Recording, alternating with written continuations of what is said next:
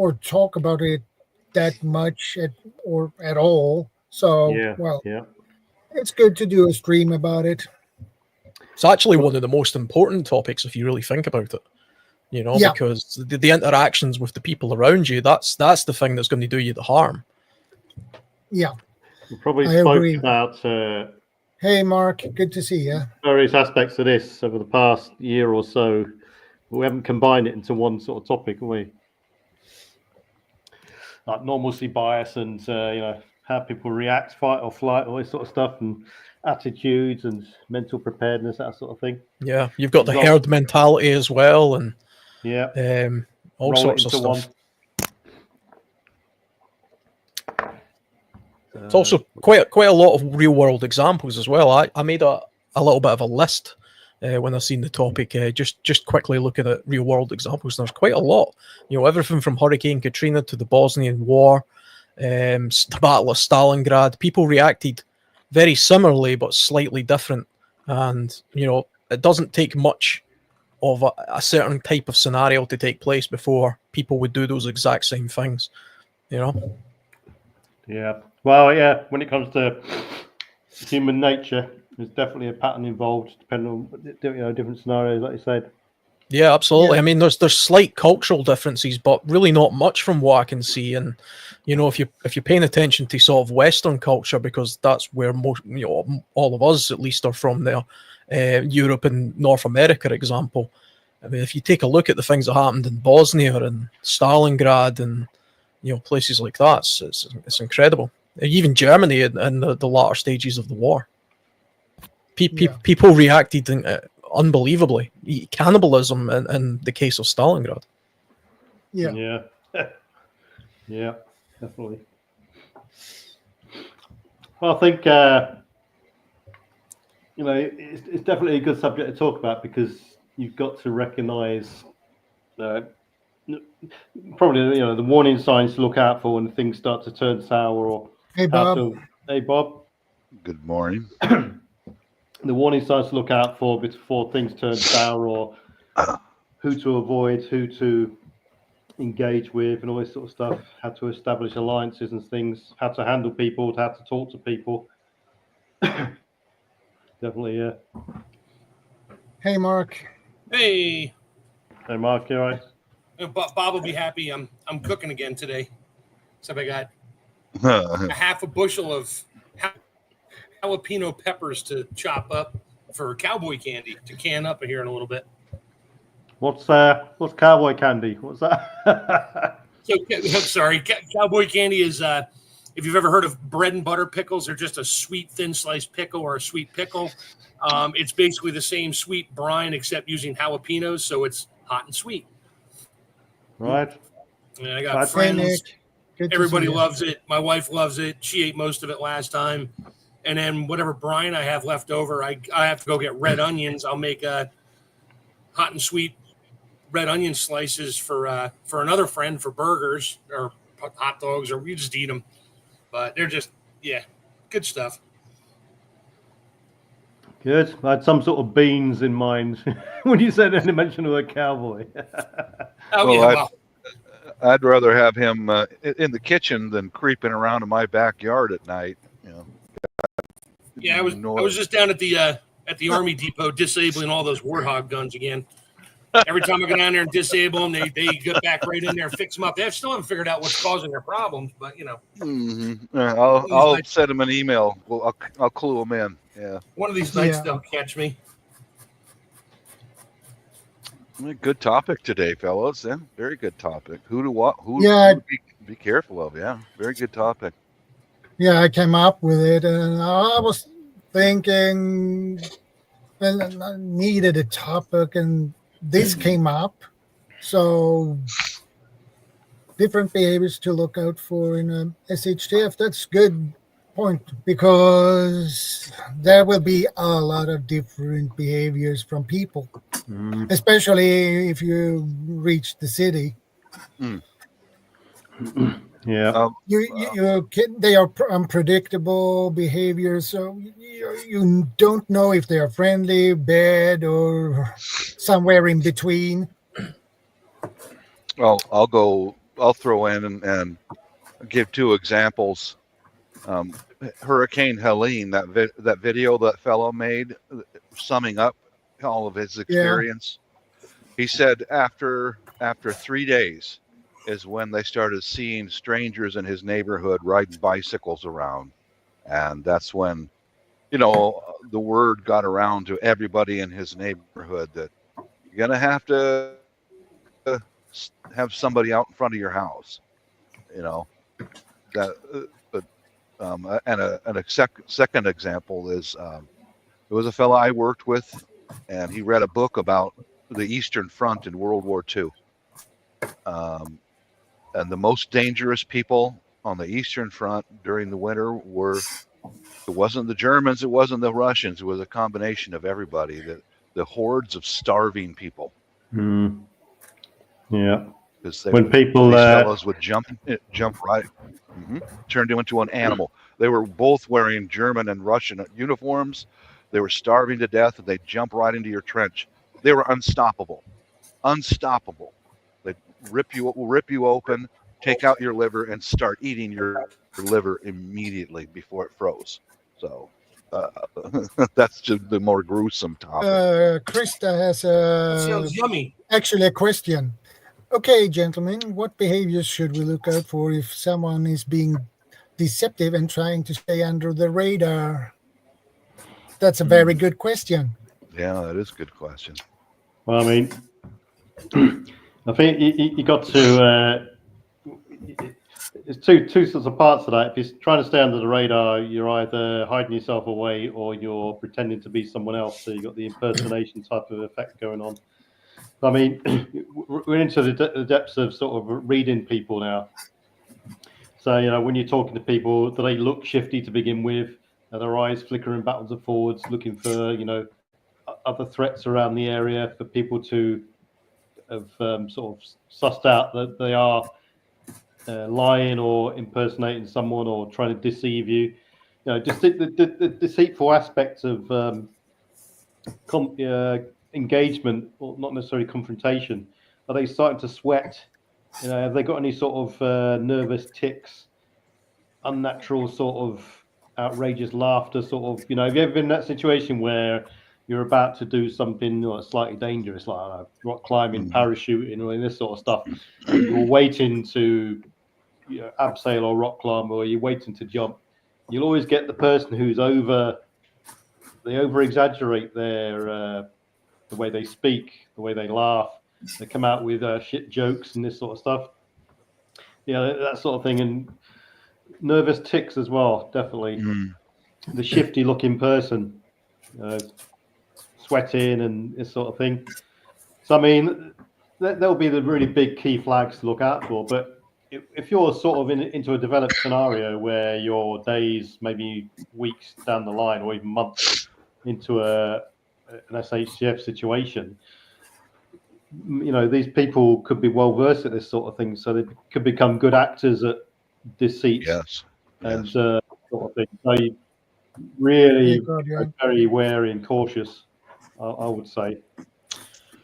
Yeah. I'd say from my own experience, you guys know the horror story of the last house that we lived in was full of drug addicts.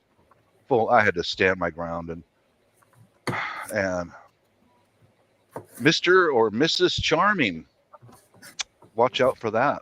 Hi, I'm your friend. I really have an interest in you and what you do. No, you don't. You're probing. I've had that happen. I give you one example of a fella. He used to stop by my Alan. I smoke, so I spend most of my time out in my garage, and one fella used to stop in after dark on a bicycle, and I figured it out pretty quick. He's using meth, but he's not really consumed yet, you know. And he was Mr. Charming, you know. I am very interested in what I do and how I do it, and next thing you know, I caught him pushing his bicycle into my garage without saying hello first. Man, I shut that guy down. But yeah, and one of the neighbors, I don't She had a great body. She was a married lady, and she'd come over and lean over in my garage. You know what I mean? She'd lean on my welder and stick her ass out. She had a butt that was almost irresistible. Seriously. Yeah, she Watch knew out it, for brother. that. She did That's, too. yeah. Yes, Mark. She knew it. And That's a common tactic for women in times of crisis. Use what they have. Yep. Hmm. But yeah, Mr. or Mrs. Charming, watch out, man, because they're not interested in you. They're interested in what you have. Mm. I guarantee you that. You know. Yeah, there's a YouTube channel called Body Language Ghost, and she has her own website and all that. And she'll teach you how to read body language, and just watching her videos and hear her discuss. I mean, she does politicians, she does actors, she does everybody, and in the body language thing. And just she goes back and forth on a video and says, "See how he does this, see how he does that. You know, his hands are together, his hands are twitching." All these little tiny tells, like playing poker, I mean, are giveaways to whether they're lying, telling the truth, or what they're looking at. And you got to really look at it and not look them in the eyes, because most good liars are going to stare you right in the eyes. Yeah. And it's not the eyes you're looking at. You're looking at the feet, the stance, you know, are they step back? Are they leaning forward? There's just so many things that it'll make you crazy, but you look for that stuff when somebody that you don't know approaches you in a situation that, you know, could be deemed sketchy. And yeah, there's a lot to body language. Yeah, Mark, thanks for that. I'm at that channel right now, Body Language Ghost. Yeah, she's also on Rumble. I watch her on Rumble more because she'll post more stuff on Rumble because you can, not necessarily. She'll still put stuff on YouTube, but they shadow banned her for a while, and I got unsubscribed like a dozen times because she was doing politicians and that, and of course they didn't like that. Okay. I think there's something to be said about just using your natural instincts. Yeah. The thing about us in modern society is we've been trained from a very young age to suppress a lot of our natural instincts. Our natural instincts are to profile people, to pay attention to people who don't look exactly like us or act exactly like us or have a different accent or something like that. Yeah. We've got a natural instinct to stay away from certain characteristics or certain behaviors or certain groups and all this kind of stuff. If you live in a big city, you have to ignore all of this stuff. You have to, because there's so many different people, you have to just walk forward with your head down and just, you know, and you'll come across especially in places like London or even Glasgow, which is, you know, a relatively big city in Scotland. There's so many different people there. You walk down the street and there's all manner of people, so you have to ignore them. But if we were in a genuine SHTF situation, whether it be natural disaster or otherwise, those are the instincts that you have to remind yourself. You evolve those instincts for a reason. You know, that there's a reason that women are particularly cautious around men who are, you know, sort of hanging around or nearby, because that's their greatest danger. There's a particular reason why men are concerned by groups of other men, because from a physical confrontation point of view, all men know that they can't take more than one, you know, a one-on-one. That's why all men, when they look at each other, kind of instinctively size each other up, you know. And there's nothing wrong with profiling if the scenario demands it, and that's something we have to remember as well, because that's the most suppressed thing of all. You know, if just randomly off the top of my head, if we were in an SHTF situation where the news came across, the news was there was gangs of men with Scottish accents robbing people and breaking into their house, and you guys suddenly heard me, I would not be offended. I would not be offended if you were to then approach me with caution, because of course you would. Why wouldn't you? It'd be stupid not to, you know. That's similar to the in the midst of the IRA era. Anyone with an Irish accent was, oh, hang on, you know, he's Irish. Yeah. Could be in the IRA sort of thing, you know. Absolutely, it just makes it's common sense. The police have known this for a very long time. That's why certain groups of people are stopped and searched or profiled in particular areas. It really depends on the area and the environment. You know, our modern society has broke that down to, well, it must be racist or some sort of phobic or sexist or something, There's a true term for that. My wife taught it to me. She's a nurse, and Bob will probably be like, "Oh yeah, my wife said the same thing." It's called inherent bias, and that means, and they're taught on it, sort of like DEI training type of thing. That just because a person looks a certain way or acts a certain way doesn't mean they are a certain way. However, it's not always that way. But they're not allowed, because they're nurses. They're not allowed to. Right. Be inherently biased towards a somebody who looks a certain way or has a religion or wears a certain type of clothing or garb. They're not allowed to be. However, tattoos and things like that. Sure. And however, in the real societal world that we live in, inherent bias is a daily routine. Yes. I mean, you're walking down the road with your girl or your wife or your son or daughter or whatever, and you see a bunch of somethings coming at you. And you immediately make a mental decision. Do I want to continue walking towards them and past them? Or do I want to pretend that, hey, honey, let's go in the store here and just make a hard right turn and not denounce to them that you did that. But I mean, the infamous, you're walking towards me and you cross the street just because I'm a certain thing. You went to the other side of the street. You think I'm going to whatever you. It's like, well, yeah. So sorry. Yep. I'm not afraid of doing that at all especially when I travel overseas, Mark. Wife and I do that all the time. It's somebody, just you get that feel from them, and just go out, walk in the street rather than on the sidewalk. Avoid it. But I'm gonna have to just jump down for just a minute or whatever. But watch out for the women. Watch out for the women, guys. Be careful. Women are just as capable of stealing your shit in an instant as anybody else. In fact, they're more likely to steal your stuff. Yeah.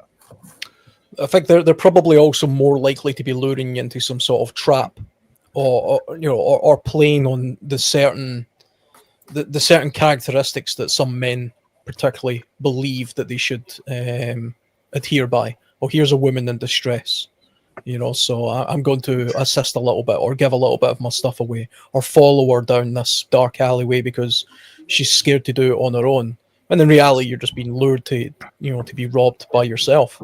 You see it in the movies all the time. You got the hot chick on the side of the road in the middle of nowhere with the hood open and standing looking distressed. And you're like, oh, let me stop. And you stop and you walk up and three guys come out of the bush and take your car, take your stuff, do whatever to you, and then they all hop in two car. Now they got a second car with your stuff, and you're just going to be stuck out in the middle of nowhere to God only knows what. Yeah, there's a big festival every year in Edinburgh. It's called the Fringe, which is I think it's the world's biggest art festival. And one of the biggest crimes that takes place during that festival is pickpocketing. It's a big thing.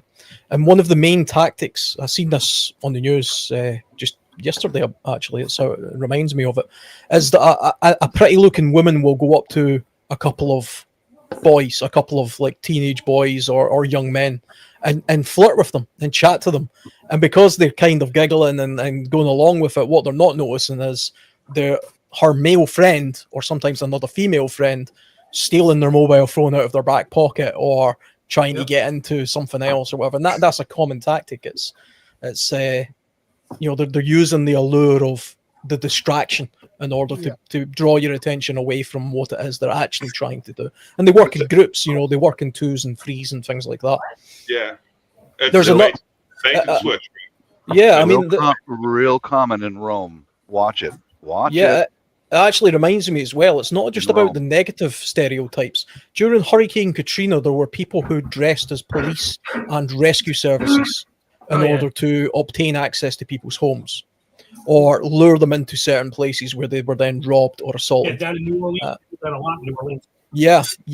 I mean, there was even cases of actual law enforcement doing that, from what I believe. So, if the circumstances are grave enough and dire enough, it doesn't matter what your occupation is. Especially if that person thinks they're doing something for their own family, they're going to steal things off you as well. And they're going to use a police badge or some sort of authority in order to obtain that from you. Everybody knows about the corrupt cop type notion that will, take stuff off you Hey, Bonnie, good based to on see you, on man. having the ability to do that. So I would be wary of everybody. I think in an SHTF situation, I would effectively break all people down into three. I would break it down into high risk, which are people who are just instantly, for a bunch of reasons we'll go into in this conversation, we should avoid at all costs. The next group of people, I would be suspicious, so I would approach them with caution and I would be wary of them. And then the next group of people would be potentially useful people, but I would still be cautious about them, But you are going to need people, you're going to need assistance, and it's just a case of which of the three categories do the people fall into, especially if you're in a city where you're meeting people all of the time. You haven't got time to go into a deep profile about each individual that you meet. You have to be quick on your feet about it. Yeah, well, here's a perspective. So, I'm sorry. No, I actually want to hear your opinion on it. Like, I'm very intrigued. I can absolutely hold my thoughts. Go for it. Okay, so here's a perspective. What we do and what we like to do and think we're going to do, we're concerned about others coming to us. Well, why would that be? We're not going to go to other people. So in order to find somebody or maybe stumble upon somebody who is like-minded that you might be able to trust over time, given the circumstances, those people are probably not coming to you. So now you are the suspect going out looking for somebody like you to help with you and join you or join them. So now you just fell into the position of we're now the suspects because we're looking for like-minded people. So there's two sides of that. We're only focusing on the one side of people coming to us, things that we worry about, which is totally valid. There's nothing wrong with that. I'm all there. But what about others like us? Like if I didn't know what Bob looked like, I don't know what PV looks like. If we lived in within 20 miles of each other, somewhere out in, I don't know, Utah or whatever, and the crap hit the fan, and I'm doing my thing, he's doing his thing, and we realized that, okay, I kind of wish I had somebody who had some medical knowledge or something I didn't bring with me. And now I'm strolling out, kind of assessing the land, assessing maybe my neighbors, people that might be within 5-10 miles or kilometers, whatever. Now PV is going to look at me like, okay, who's this guy? Now I'm a suspect to PV, or if PV did it to me, he's a suspect to me. So this is a difficult thing to think about, because we don't know, is somebody like us coming to search out others like them, maybe to work with you, to do stuff, to become more of a sort of a community. We're talking longer term, but more of a community, or at least more beef up security and stuff like that. Or is somebody coming just looking to take your shit? So, I mean, this is a hard topic if you really, really think about it. And so where do we really stand? Okay, so if I may hold the floor for about like 30 seconds and just give my thoughts. Yeah. Firstly, hello to everybody on the panel. And what I'd like to do before actually having my 30 seconds is, PV, do you want to give some thoughts on this topic as well before I say what I need to say? Yeah, you crack on for now. Go on. Yep. All right, so I'm going to ask you guys to view this as a complete outsider just for a moment. I'm going to speak from my frame of reference that I'm talking from, is that I was born and I've always been a minority in my country of South Africa. As a white person, I'm absolutely the minority. And everybody understands this. And it's actually quite intriguing and interesting being a minority and growing up in a country where the amount of actual like community that's around and the way that people have gotten over some of the growing pains that I see in other countries, our country had way long ago. Like, people don't actually realize what that really meant when it comes to South Africa, and that fact that we've got 12 official languages. So if you realize that I come from an extraordinarily diverse background, and what I've seen is, I do understand that there's certain bias, confirmation bias, and that as well is also an existence. It is 8:30 in the evening. I'm sorry if you hear my little one coughing in the background. It is around about bedtime, and she's just up at the moment, but she's calming down for the evening. So I'll finish with this, and this is really what I want to say: is if you picture this from a completely outsider perspective, right? if you, for example, see it the way that artificial intelligence had to see it, human beings are being extraordinarily naive and horrible towards one another in this frame of time. The fact that people, you can't really trust anybody these days. I completely concur with you guys, absolutely 100%. But what I will say is that it's much more in every way about a person's heart, and we all know this. It's about a person's heart and a person's willpower and a person's, like, it is so much deeper than anything on the surface. And that's why no matter what a person looks like, if we're not familiar with them, the thing is that human beings inherently are definitely ones that will bond with people that look like them, because they don't need to be afraid of change, and they don't, there's a certain fear that is very ignorant. And, you know, as Michael Jackson would used to say, of all people, I've never quoted him before, but he used to say, that's ignorant. And he was actually right. People are genuinely ignorant when it comes to, like, the way that they see things. And if we just gave each other a chance, realistically, I absolutely am telling you 100-fold. And that's why I'm saying I've been 40 years living as a minority in South Africa. And I'm telling you 100% that there are many, many times where, yes, people do have their kind of reservations to them. But diversity can absolutely be the most amazing strength. And I think that in 100 years to 200 years, we're going to look back at the era that we're in right now, and the way that we view society and the way that we socialize with one another and our fears of one another, as extremely stupid. And it's basically Neanderthals in some ways, the way that we're going. So I just really believe that we should always take people not on surface value, but who they are and who they prove to be. But I realize in SHTF situations that you need to be scared of everybody. And I mean scared. Like, be cautious, be paranoid, whatever it takes for you to be more observant and for you to be more alert of what other people's intentions could potentially be. Absolutely make sure that you are being kind, compassionate, helpful, but do not trust a single soul. Yeah, and Krista has another question here. Where would the safest place for the elderly and disabled to go to avoid harm? That's also a good question. That's a hard question, because depending on the situation what's going on. Yeah, it is a hard question. I think historically, elderly people and people with, you know, some sort of disability or something like that, the safest place for them to be is among family members. Yes. Not grouped into single places like care homes or anything like that, because we know for a fact those are absolutely not the safest places when there's crises. You can even look at recent examples such as COVID, where I don't know so much about what happened in Sweden or the United States, but in the UK, quite a lot of people died in care homes because of the mismanagement of how those care homes were handled over that period of time. And I've also heard, I remember something not too long ago, it may have been a hurricane, I can't remember the exact, it'll come to me soon, but people literally just died in the care homes because there was nobody there to rescue them. Like, it could be wildfires, actually.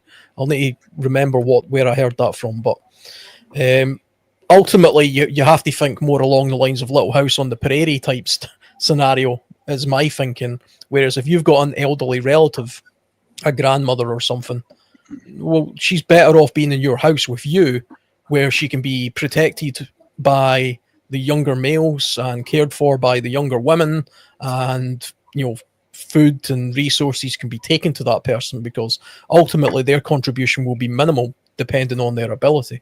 And it would be, if you're a family unit or even a community unit, you have to take a look at what's the usefulness and the resource of, you know, usefulness of each individual. What do they bring to the table?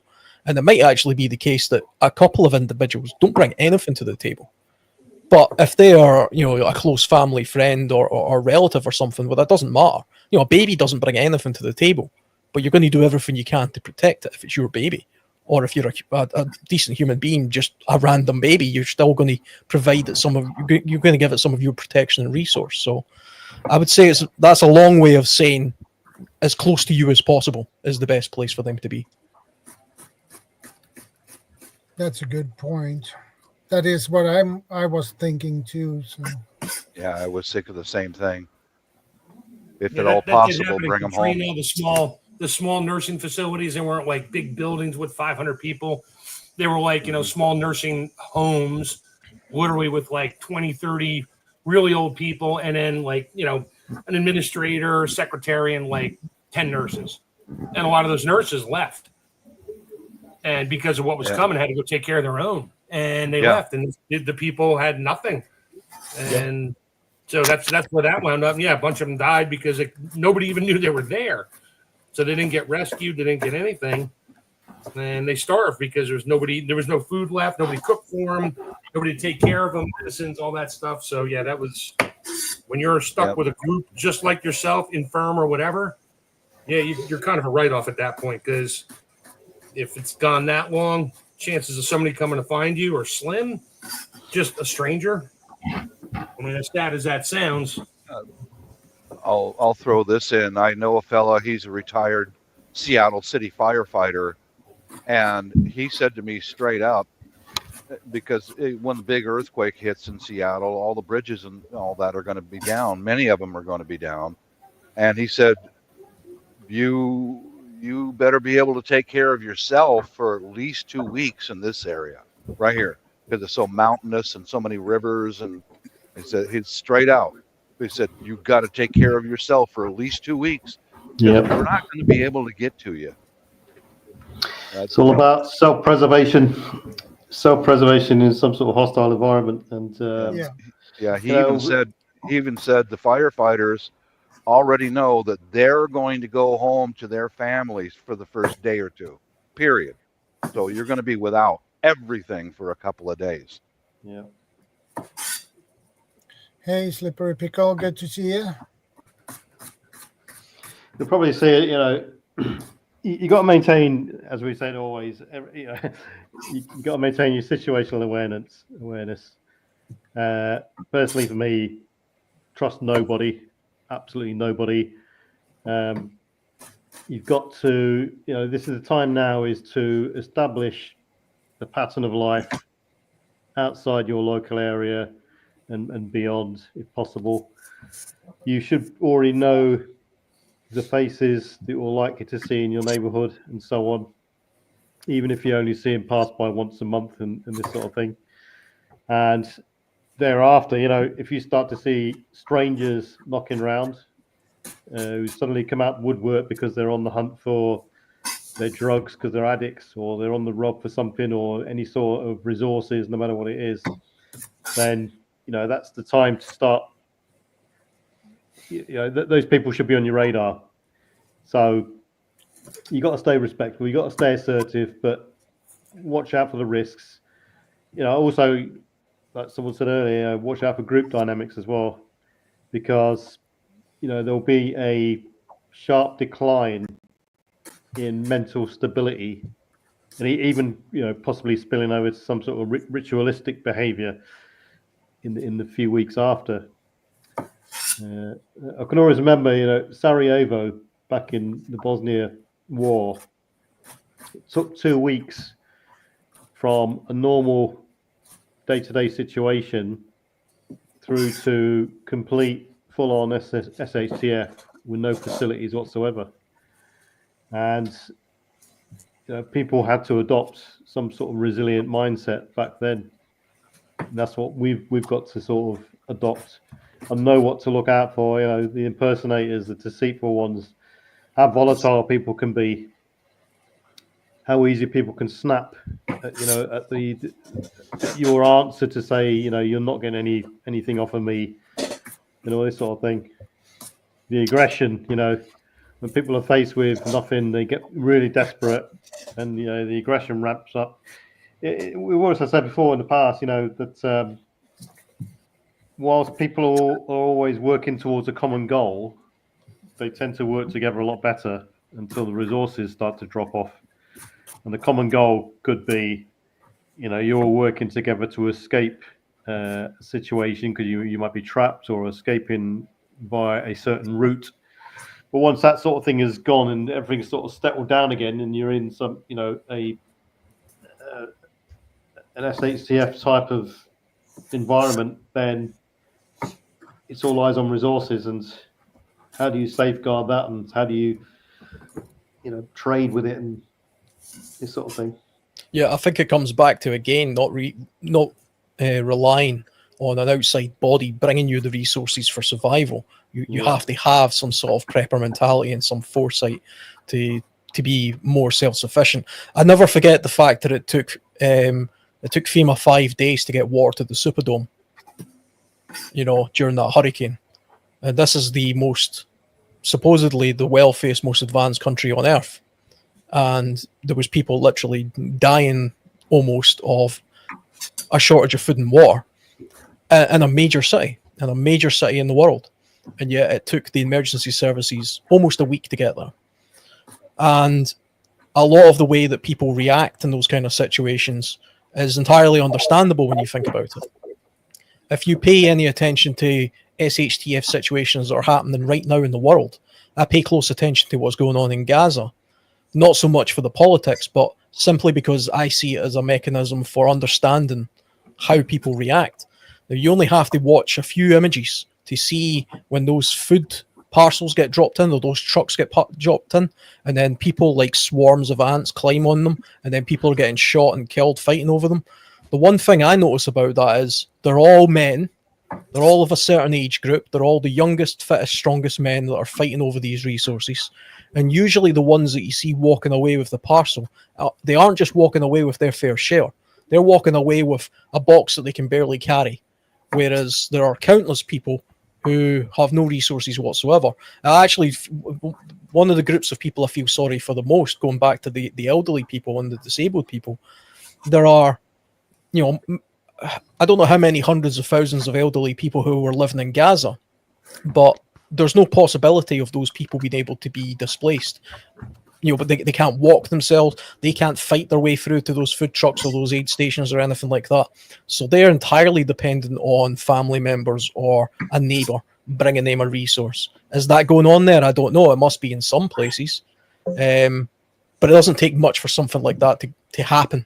And then it really just boils down to what you end up with is groups of mostly men fighting with each other over meager resources, and a few getting large amounts of resources and a few not getting it. You also see gang mentality there. You see hoarding, you see thievery, and then stuff getting resold. Hamas and Gaza steals a lot of those resources and then sells it back to the Gazan people. They actually sell it back to the people that they're supposed to be governing. Now, that's not a political statement. That's just an actual fact, that goes on. And that might just be a crime of opportunity. Those individuals might just be doing that off their own back or whatever. It doesn't matter. It's still happening. And if it happens there, it would happen anywhere. It would definitely happen in any one of our countries if we were facing a similar sort of situation. We've seen it during the Second World War, all across Europe. Civilized Europe, it ultimately just became a complete waste ground with hordes of people fighting over meager resources. I'll throw this in as Mark's wife is a nurse, so is my wife, and we're both lucky to have them because nurses are excellent judgment of people. They deal with thousands of people every week of all kinds. They're very smart and skilled, but here's something that I plan for is I can guarantee if something really horrible goes on, I guarantee you my wife will stay home for maybe a couple of days, but I won't be able to stop her to go to the hospital and help people. So I have to plan for that. I'm going to have to be self-reliant here with me and the kids. My kids are adults, but I don't know if it's the same with you and your situation or not, Mark, but no, my kids are all moved out and it's just me and the wife and the dog. Yeah, might just be me and the wife here in about 6-8 months, but yeah, and I'm truly not worried about her saying, I got to go to work to help people. She's a few years beyond me, so she's going to be like, yeah, no, I'm staying home with you. We're going to figure something out and get the hell out of here. If it comes to that, or we're just going to hunker down. I think my wife has lived through so much unbelievable situations. I think I'd probably only have her home for a couple of days, and that's just her instinct, just to help. Right. Yeah, a little different situation, but that's some of the things that I plan for. I think, like you say, but there's definitely a humanity as well. People are not entirely selfish. We're probably going to focus on all the negatives, but like you say, there are people, like your wife, the nurse. There are doctors. There are law enforcement people who would see it as a their absolute duty to continue doing whatever it is they do. And that would happen. That did happen. And all of the places I've mentioned, that does happen as well. It does, You know? yeah. Mhm. Don't get me wrong. I'm not saying my wife is a cold-hearted B word. No, she's just at the point in the floors she works on. She's not going to go run to help these people who constantly come in looking for free help. Yeah. And that's what she's on now. So for her to go back there, now would she have to go? If they called her and said, we need you on a med surg floor, she did that for 13 years. She's a little out of practice, but she'd probably be like, I can, sure. But I don't want her to get stuck and locked up over there and then have people break into the hospital. As long as there's good security or police presence over there, sure. If it's just a couple rent-a-cops running around with billy clubs, yeah, no, that crap's not happening. Sorry, my wife's life is important to me. Yeah. Yeah. I think that the question that's popped up just now from almost off-grid grandma, is there a network of places to go for SHTF scenarios in every country in order to survive and pool resources? Well, there is to an extent. I mean, that goes a little bit to say when I was talking about the likes of FEMA, which is the American emergency and disaster scenario network, from what I understand. And in the UK, we have a coordinated NHS and police joint task force that was supposed to operate. And in COVID, they were supposed to do things like distribute PPE and other resources like that. And the military sometimes come into that fold when there's a flood or a natural disaster or something like that. But the one thing that COVID, for example, brought to my attention, and probably to everybody else's here, is these institutions just don't work. Hey, You know, Mike. hi Mike. They're so flawed. They have their own agendas, whether it be political or otherwise. They have their own reasons for doing things, and they also prop themselves up in when the times are good, and then and set themselves up in such a way that they appear to be better than they actually are. Let's say, So they've been hoarding all these resources and then misappropriating them. And we don't really get to see it until there's an actual SHTF situation. Or suddenly we don't actually have as much flood defences as we thought we had. Suddenly FEMA can't get water to the Superdome within 5 days because they haven't got certain resources because they've wasted all their money on something else. The California wildfires, suddenly we don't really have a network of firefighters that can go out and put all these fires out because we couldn't be bothered to fill up the reservoirs. We constantly see these institutions that are supposed to be there to service us and protect us, which we pay into, fail constantly. That's why us as preppers and survivalists, acknowledge those services and make use of them and use them, but we can never rely on any of that kind of stuff, ever. It's because when it's concepted, it's a great idea, and it's priced at a certain point.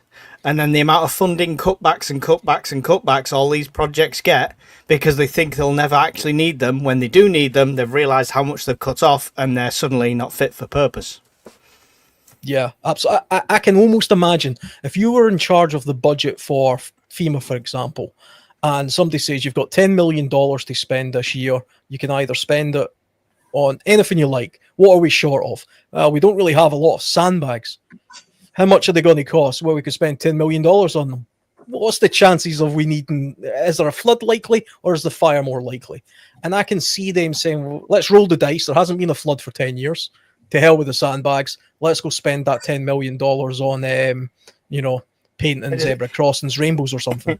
Is there any surprise that half the population is the same thinking as well? Oh, it'll never happen. Oh, it'll never happen to me. Every news report where something goes bad, you hear the same people going, I never thought it had happened to me. Yeah. Well, one of the biggest problems with disaster preparedness, and one of the reasons most countries aren't genuinely prepared for it, is because they're so infrequent. Because an earthquake isn't something that happens very often. It only happens maybe a couple of times in a generation. It's easy to hide the money. It's called, it was unprecedented. Okay, I'm done. Yeah, it's the reason why if we get 1 inch of snow in the UK, all our trains don't move and our roads come to an absolute standstill. And it's always the same thing. People say, why didn't you prepare for that? Other countries where it snows all the time, like in Canada, they're prepared. Yeah, because it snows there every year. So they have a resource that continuously gets used every year, year on, year out. But in the UK, because we only get a bad snowstorm every 20 years or so, then no, it's a case of let's just not spend any of that money. Let's go and spend it on I don't know, some useless nonsense for politicians or something. Wage rise for the politicians. Yeah. Yeah, and Krista says, what I meant is, how do you find a prepper stronghold that would accept people that can offer resources, be it food, seeds, etc., etc.? That can be difficult. Building and networking now while you're in peace times is how you would have a head start with something like that. I don't think is going to be advertised, this is a prepper stronghold, but if you've definitely got a plan in place and you've got several people with the same plan, example, a stately home that is maybe government run as a tourist attraction, people are not going to be living there, it's going to be empty, something like that. If you've got a plan in place already, that's what I would call a prepper stronghold. So networking and community now is key for then, because you're not going to be able to network after the fact. There's always places that are traditionally used and in certain emergencies. So you're always going to use places like community centres, high school gymnasiums because they hold large volumes of people, churches or mosques and synagogues, that kind of stuff. Usually large halls, areas where large amounts of people can congregate in one space, but it's out of the way of things like hospitals or the fire. It's away from the emergency service stuff where they need the traffic to flow correctly, and then it moves to those places usually. And it's always a place that's a community-based place. It's very rare. I mean, in the movies, you see supermarkets get taken over, and then everybody's up on the roof shooting the zombies. In the real world, a supermarket's a bloody terrible place to go. There's a million ways into a supermarket. They're not very well built. They're pretty cold and miserable. And if you take a look at supermarkets after the tsunami that happened in Japan, you wouldn't want to be anywhere near them because they go disgusting after a while. The only way a supermarket is viable as something like that is if it's a case scenario, let's say Black Death hits and there's very few survivors and you band together with what few survivors you are, fair enough, go to a supermarket. You're probably not going to get many people coming down the road, but it's only that very rare scenario. If there's a majority of the population are still living after week one, then that's going to be a target massively. Yeah. I would always start from your own home and then your neighbour, and then the next neighbour, and then take a look at the geography of your street, and then you can have zones, and if there's a community centre within the few blocks where you live, that's probably going to be where the government coordinates from anyway, because they need a place to be, they need a big car park, etc. So they're going to be there, but then you can sort of extend your zone out based on that. And in my country, I would just go to a castle because we have them everywhere. Yeah, but they're all falling apart. You can't even let the tourists in. Mark, what are we cooking, Mark?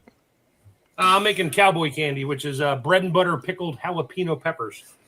Oh, nice. I like it. I got I have a half a bushel, whatever that equates to in pounds. I think it's about 25 pounds of jalapenos. I have a lot of friends. I ran out of it about a week ago, and all my friends ran out months ago. They're like, we need more. I'm like, fine. So it cost me like $18. I have a farmer up the road. I just placed an order with him. Like, hey, next time you swing by for your farmer's market, bring them on. They're huge. Where's my camera? There I am. So, I mean, these things are big as my hand. So, but anyway, yeah, I got so far this pot is full. You can sort of see it. And I got to get another pot. Not a small order then. No, not a small order. But if I'm going to do anything, I do it in volume. If I'm going to make a mess, I might as well make it worth a mess. Bob, how did your dehydrated fruit snacks experiment go? Oh, they're excellent. I bought more, and they're in my little snack cupboard right now. Yeah, nice. My favorite ones were the pineapple. And in fact, 2 days ago, I opened up another pack of them late at night, and just no, delicious, man. I love it. I love those dehydrated fruit. Yeah, dehydrated, freeze dried. Freeze dry, yeah. Yeah, these are just dehydrated. They're not freeze dried. All right, okay. Mhm. I was looking for freeze dried options because I start my cycle tomorrow, so I was looking for lightweight food, but nothing in our Bananas. supermarkets. Bananas. I don't like You can- bananas. You live close. You I don't like gotta set you bananas? up, I don't like bananas. The Oh. the I can't ship that stuff pineapple. overseas. I got lots of freeze dried everything. Yeah, the pineapple, superb. That's my favorite. Yeah. Yeah. If you can get it to me in the next 12 hours, then I can use it, Mark. Yeah, no. Here's the problem with freeze. Here's the problem with freeze dried fruit for you doing cycling. There is zero moisture content, zero. So as soon as Yeah. you start eating it, your mouth dries out instantly. Yeah. And Got you you. need a lot more water now to rehydrate because your body, the fruit and the food that's freeze dried is going to suck the moisture right out of your body. Period. It needs to digest it. It needs water, and Good it's going to shout. pull it out. So eating dried anything long excursion that you need moisture in your body, yeah, freeze dried is, unless you're doing meals where you're going to add water to it. But as a snack, no. You better have a cup of coffee or a big bottle of water with you when you're eating some of the stuff I make. Well, I've got Peanut- loads of peanut water. I opted for a big stack of flapjacks, so individual flapjacks. That's for energy on the go. So Try and get some squeezy peanut butter. That's always good for energy as well. don't like peanuts either. Oh my god. Peanut butter on a banana is fantastic. Going back to the topic, guys. I have you Brits may not be aware, but the last place that we lived, I had 19 attempted home invasions and 1 successful home invasion. The best advice I can give to you, if you run across anyone sketchy, stand your ground and don't talk to them. Do not converse with them under any circumstances. I would stand in the doorway of my garage at parade rest and just look at them. And they would try to talk to me. Their drug addicts are even better at reading your body language and manipulating you than the average sober person, because that's what they do for a living. They bring you in, they suck you into their world, and bam, they rob you and they're gone. Is that in Yeah. is Don't that talk to Seattle? Is it Seattle Yeah, in the area of Seattle. Yeah. the home invasion a big issue there? Is that a Oh yeah. It was in my area for quite a few years, because Seattle did a homeless cleanup. We solved the homeless problem. We shoved them out of the city into the Yes. suburbs. That's exactly what they did. Exactly what they did. And now that we have to deal with them, and I've had to stand my ground 19 times. Don't talk with anyone who's sketchy. Just stand your ground. Now, I'm lucky. I was wearing a 45 on my hip 24/7, and they'd see me stand as soon as I would see them coming, because they always have a small backpack on their back and a BMX bike. BMX bike is so they can throw it in the trunk of a car and disappear. And a bicycle or an electric scooter? Yeah, That's that the new too. one. And the small backpack is so they can bring pry bars and break into your house when they know that you're not home. But don't converse with them under any circumstances. Just stand there, and sometimes they'll yell and scream at you. F you, you blah, blah, blah, blah. And I had one guy scream at me for 20 minutes. 20 minutes going on a tirade. And my son was upstairs and he heard the whole thing, and I just stood there at parade rest. And when he tried to get closer, I turned to my right and show him the 45 on my hip. And he'd stop. And I'm like, oh, they can't figure you out if you don't talk to them. They can't figure out whether you're weak, whether you're strong, whether you crazy. have anything or not. Yeah. Yeah. They don't know what to think, and they're not accustomed to that. So best advice I can give to you guys. Yeah, definitely be Good prepared point. to sort of fight it off as well. Home invasions, I don't think, is a massive problem in the UK, but I was reading on the Discord recently of one happening where like six men masked ran into somebody's house and tried to rob them or whatever, and he actually fought them off and killed one of them with a knife, which is very unusual in the UK. But he managed to do that, and nothing's happening to him, from what I believe. He was just defending himself and his family. But Well, He that didn't makes go a to- he didn't change. go to jail for that. Yeah, Not yet. usually not yet. the victim goes to jail over there, from what I hear. Oh yes, yes. Usually you've got to let there was a unwritten rules around it where if they're inside your property downstairs robbing you and you're upstairs in the bedroom, you can't do anything about it because they're no threat. Yeah. If they're Oh, yeah, coming up sure. to you, then they're a threat. You can defend yourself. But if they're down, so they could just rob you blind, and if you go down there, you're in the wrong, which is ridiculous. Good on Yeah, I you for learning agree your with local that. laws. Yeah, Learning your local laws. I'm good on you guys. Teach anybody in your neighborhood what the Yeah, local laws are. I learn it, yes, Bob. But do you think I'm going to do it? Do you think I'm going to sit in my bedroom and let somebody rob my downstairs? I'm afraid not. Yeah. Oh, sorry. I didn't. They were. I guess they were there. I didn't hear them. They were very quiet crooks. I came downstairs to get a drink of water, and one of them attacked me. So they're not here anymore. I always sleepwalk with a machete. I'm sorry. It was just. For me, I've been through a lot, and with experience, if it's possible, if they come in through the front door, me and mine are going to go out the back door. Avoid it. I don't want to shoot or bludgeon anyone in my home because of their bloodborne pathogens are going to be all over the inside of your house. That's one major thing, and the legal stuff too. I don't want to run into that. If they come in the front door, I'm going to go out the back door. Now, if my son or daughter is upstairs or wife and I can't get to them to protect them, it's on, baby. Yeah. It's on. We're going to dance. Yeah. Yeah. Yeah, never look for a fight, but if it comes your way, fight for your life. Mm-hmm. I agree. I seen a thing where it was talking about DC, because of the old Trump thing taking over DC with the crime rate. People were putting stickers on their car window saying, "Please don't smash my window.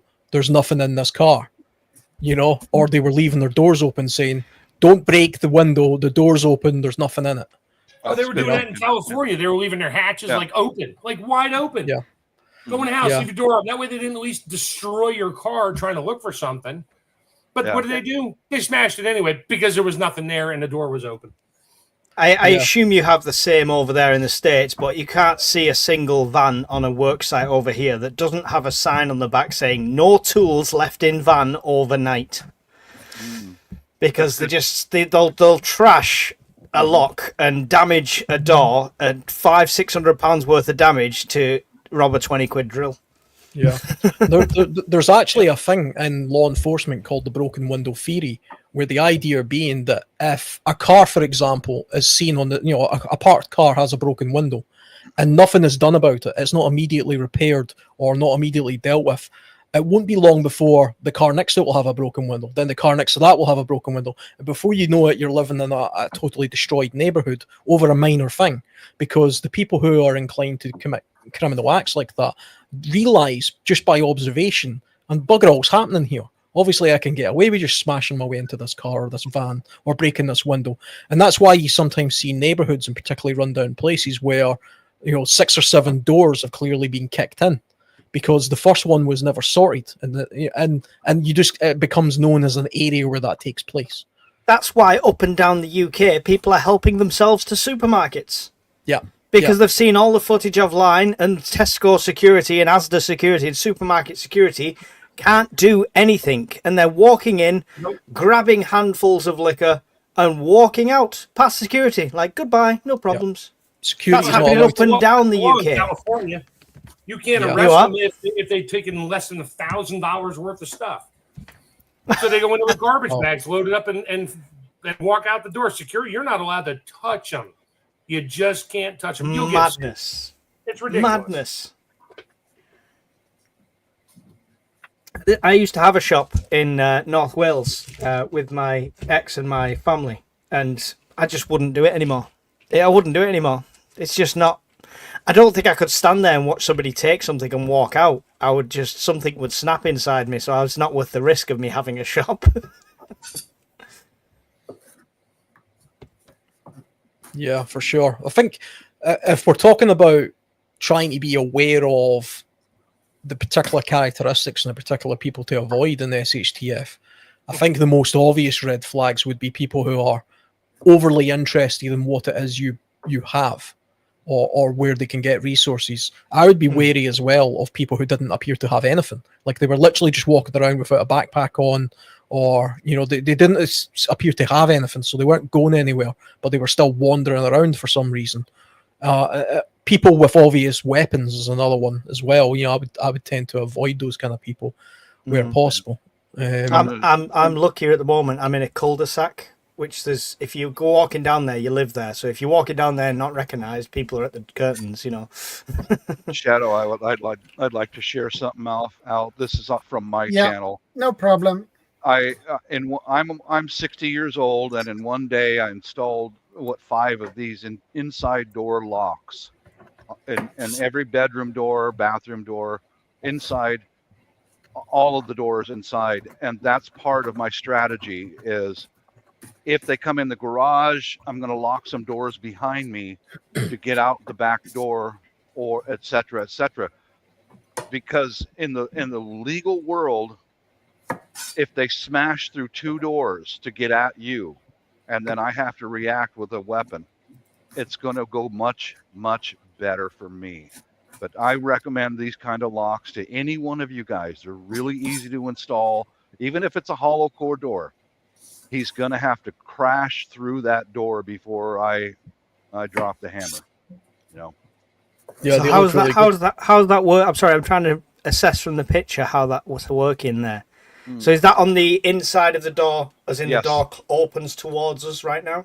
Yeah, that's let me see. I'll start the video, make it larger so you guys can see it. That's how it works. They're really simple to operate, but that in a court of law, that will look much better for me. I fell back and locked the door. Then he went through that door, and I fell back and locked the door, and he went through that door, and then open up. Yeah, which at that point it's reasonable fear for your life, so you're protecting your life at that point. Correct. Most building codes in the United States, bedroom doors open to the inside. Mm-hmm. Egress doors open to the inside, which I never liked, but there's a reason. You need to get out of your house, and if something falls against the front door, you ain't getting out. So even all doors open to the inside for the most part.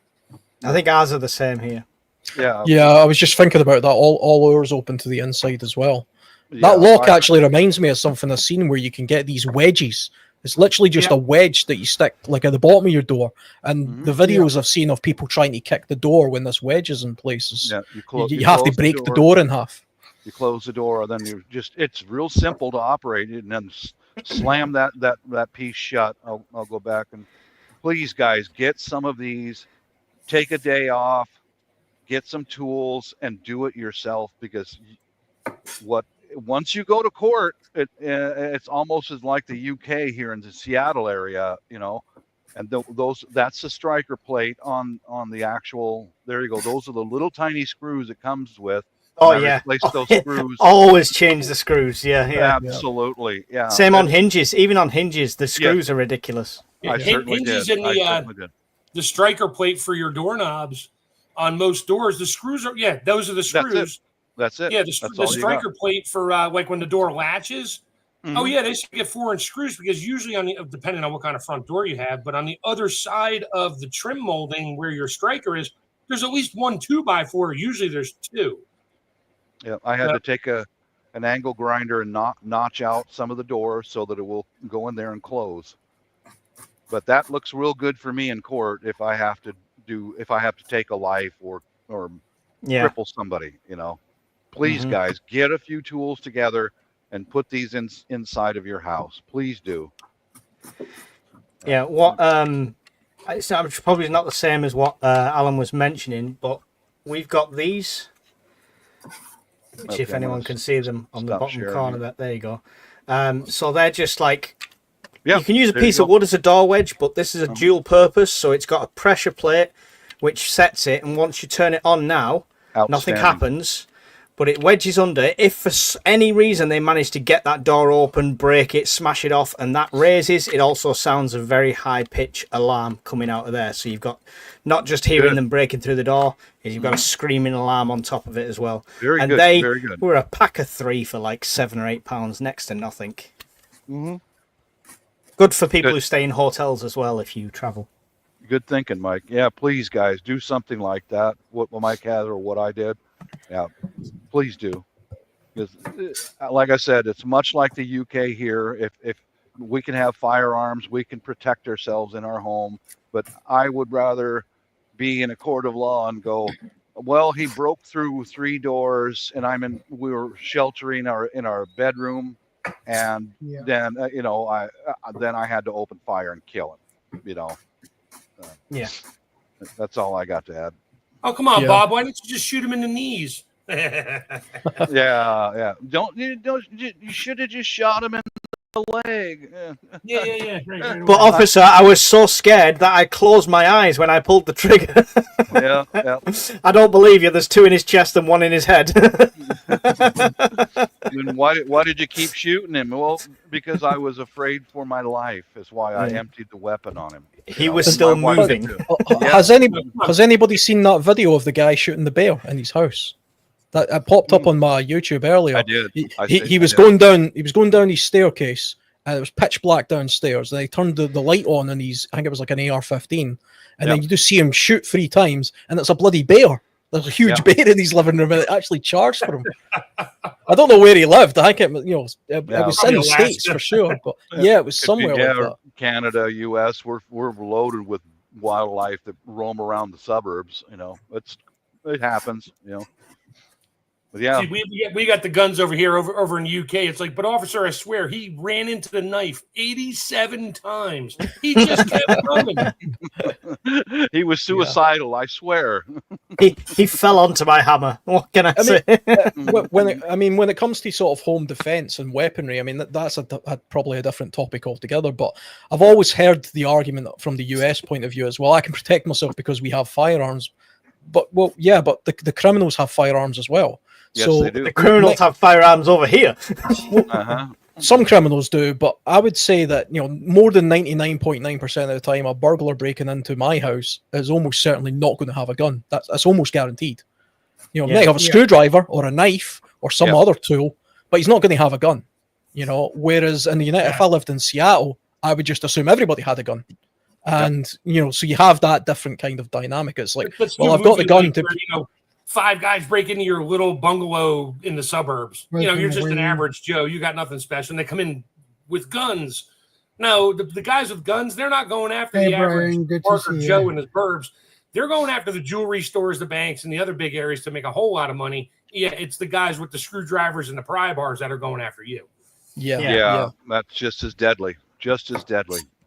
It's actually more brutal when you think about it. I don't know about you guys, but if I was going to die from a weapon, I'd rather be shot than bludgeoned to death with a crowbar, or a screwdriver. You survive it and be worthless for the rest of your life. Yeah, brain damage from a crowbar if you survive the attack. Yeah. What a cheery subject. Well, I think the best advice to get from experience here, guys, is if someone is sneaking around, and don't talk to them. Just stand your ground and don't say one word, and don't move. Don't leave your post. Stand there at parade rest and don't move. On the topic of different behaviours to look out for in SHTF, it's probably if it's a case of the behaviours you're seeing is people starting to gather, congregate as such. The question would be, if it's in your area, do you join them or do you avoid it? It could be strength in numbers, or it could be asking for trouble. I would probably avoid it, because if you join them, you can get in trouble with the law enforcement, and you don't want that. So, but if it's SHTF and we're without rule of law, but law always comes back. It always does, and a dead man is still a dead man. Yeah. So if the law, when it goes back to normal, and you in the DSHTF join that group, you can be held responsible for what they done. And Yeah. so, I mean, I agree with you. I just wanted to put it out there, pose it as devil's advocate sort of thing. Like, what would you do in that kind of situation? I would avoid also, Mike. You know, I think I would have to recon it a lot before I considered anything else. There was this reminds me of back in 2001, and I think it was Argentina during the economic collapse there. They had a severe economic collapse in 2001, and their rule of law was terrible. It was obliterated, and groups of people formed their own little law enforcement groups like Neighborhood Watch, but they kept on ramping it up to the point where they were basically just malicious. And I actually got to the stage where some of these militias were kind of at odds with each other, and then they started forming boundaries and then territories and then resources and hierarchies, and before you knew it, they were gangs. So Neighborhood Watches suddenly became gangs, and then they had their own little rule of law going on in these little areas. So the people who were part of it, there's an argument to be said, well, you know, if there's a violent mob running around terrorizing people, you're probably better off from a personal point of view being part of the violent mob. To some extent, yes, but you know, like you were saying there, that could be very short term lived and very much turn back on you. We've seen that during major conflicts as well, where people were saying, I was just doing what I was told, honestly. This is the thing, and we are so watched now. I think Patriot, was it, that said, Pilgrim said, there are cameras everywhere now. Yes, they are. And I mean, you guys have a rough idea, Bob and Mark, how big the UK is? Oh, yeah. How many CCTV cameras do you think? About 3 to 8 million. Italy and probably at least one camera per capita for that whole, even just in London. In 2020, on every corner. In 2020, it was 5.2 million. Yeah. Wow. Now the estimates 5 years later are 21 million cameras in the UK. So you got to think about 5.2 is the official figure when it was done as like a count, but that's the estimates in 5 years' time, the growth of that. This includes people's Ring doorbell cameras and stuff like that, people's individual cameras, but they're still watched. They can still be tapped into. They're still cloud-based. Yep. So think about this. There's that many cameras. Now you understand why these data centers keep getting built everywhere, and they're massive because they are storing everything. You could literally go, I could go, well, somebody could, you know, some government agency could probably go to that. I'm just going to pick 2 street names in London, you know, the corner of 5th and Broadway in downtown London, and they could probably pull up the entire live feed from 15 years ago and watch it nonstop. That's the kind of data that they're storing on everybody, even the stuff that we're talking about right now. You really think that this is, you know, it's not getting stored somewhere? Oh, this shit's getting stored somewhere. I worked for a software company that developed ANPR technology, so number plate recognition. We sold to the States. We sold to the New York bus, the people that run the New York buses and stuff like that. But even then, and that was 10 years ago, we could type a number plate in, and within seconds, got a full track of where that's been, where it is now, where it's heading to, based on tapping into all these different cameras. And that was 10 years ago. Yep. We were only just introducing YOLO, which is software you only look once, and that recognizes man, dog, cat, and stuff like that. Yeah. So it recognizes people. You now add AI to that, add quantum computing to that. It's going to be Minority Report in no time. You're going to walk through the airport and the adverts are going to go, hello, Bob, do you need some more cream for this, that, or the other? You know what I mean? It's going to recognize you just walking past. Yeah, I would go back to the original statement, the shadow, when I spoke about joining a group. That those groups are what stopped the BLM and Antifa from spreading out, because they left Seattle and they went out into the suburbs probing. Yeah. And people were out in front of their houses. Now, would I join a group? Because I live on a cul-de-sac like you do, Mike. If my neighbors were at the end of the cul-de-sac or on one side of the cul-de-sac, and I know them, that would be the only group I would join, because Yeah. maybe they had someone come over their fence and try to rob. So that would be the only time I would join a group, to protect our families. If I know them, if it's a group of people I don't Yeah. know, I ain't going nowhere near them. I was saying this the The other same day. for We me. we talk about sometimes people romanticize mutual assistance groups, and Yeah. me and Alan might go off and go camping together somewhere in Scotland and train and stuff like that. But if it all hits the fan tomorrow, there's hundreds of miles separating us. To say that we're in a mutual assistance group is not very realistic in that situation. Your mag, whether you like it or not, is your immediate neighbours, is your immediate people around you, or you're on your own. That's your choices. Yeah. Unless you can get a designated point and they'll eventually get there, even then it's going to take time. Your immediate mag is the people around you. So know thy neighbour. Know thy neighbour. Correct. Yeah. Don't love them, just know them. Just know. Yeah, recognize them at least. Yeah. Love least them, don't get caught. It's definitely easier if you're in a small community, like a village or a very small town. It tends to be the bigger the place, the less likely you are to know your neighbours. Which is all over about this issue. I'm getting harassed by fruit flies in here as well, which really annoying. They're everywhere, all over the country. We are. I stupidly left my window. I left my window open, But Yeah. well, Almost off grid grandma asked a very good question. What are some of the different behaviors to look out for in an SHTF scenario? I would say the same stuff you look out for in peace times, right, Bob? Yeah, and the individuals who tried to get into my house, almost all of them were riding a BMX bike with a small backpack on their back. If you see someone like that cruising around your area, your house, your property, watch it. That's some of the behavior you really want to watch out for. Yeah. Again, as well, I go right back to what I was saying earlier about use the stereotyping to profile. I would be more concerned by 2 or 3 teenage boys or men in their 20s hovering around than I would be if an elderly couple sort of true picking raspberries along the line or something, and most people would be, but because, like I was saying earlier, we're conditioned now to say, no, I don't want to be accused of being some sort of ism, so I'm going to just walk into this elevator with these 2 massive fully grown bodybuilder men who look like they're going to kill me at any second. Don't do that. Use the common sense. That scary man down the alley might identify as a young 7-year-old girl. It's fine. Yeah, that's it. Like you said something earlier. You were talking about, checking out other people. It's like, they're going to have to be scoped out for a while. Well, guess what? You just turned into the person we're watching for.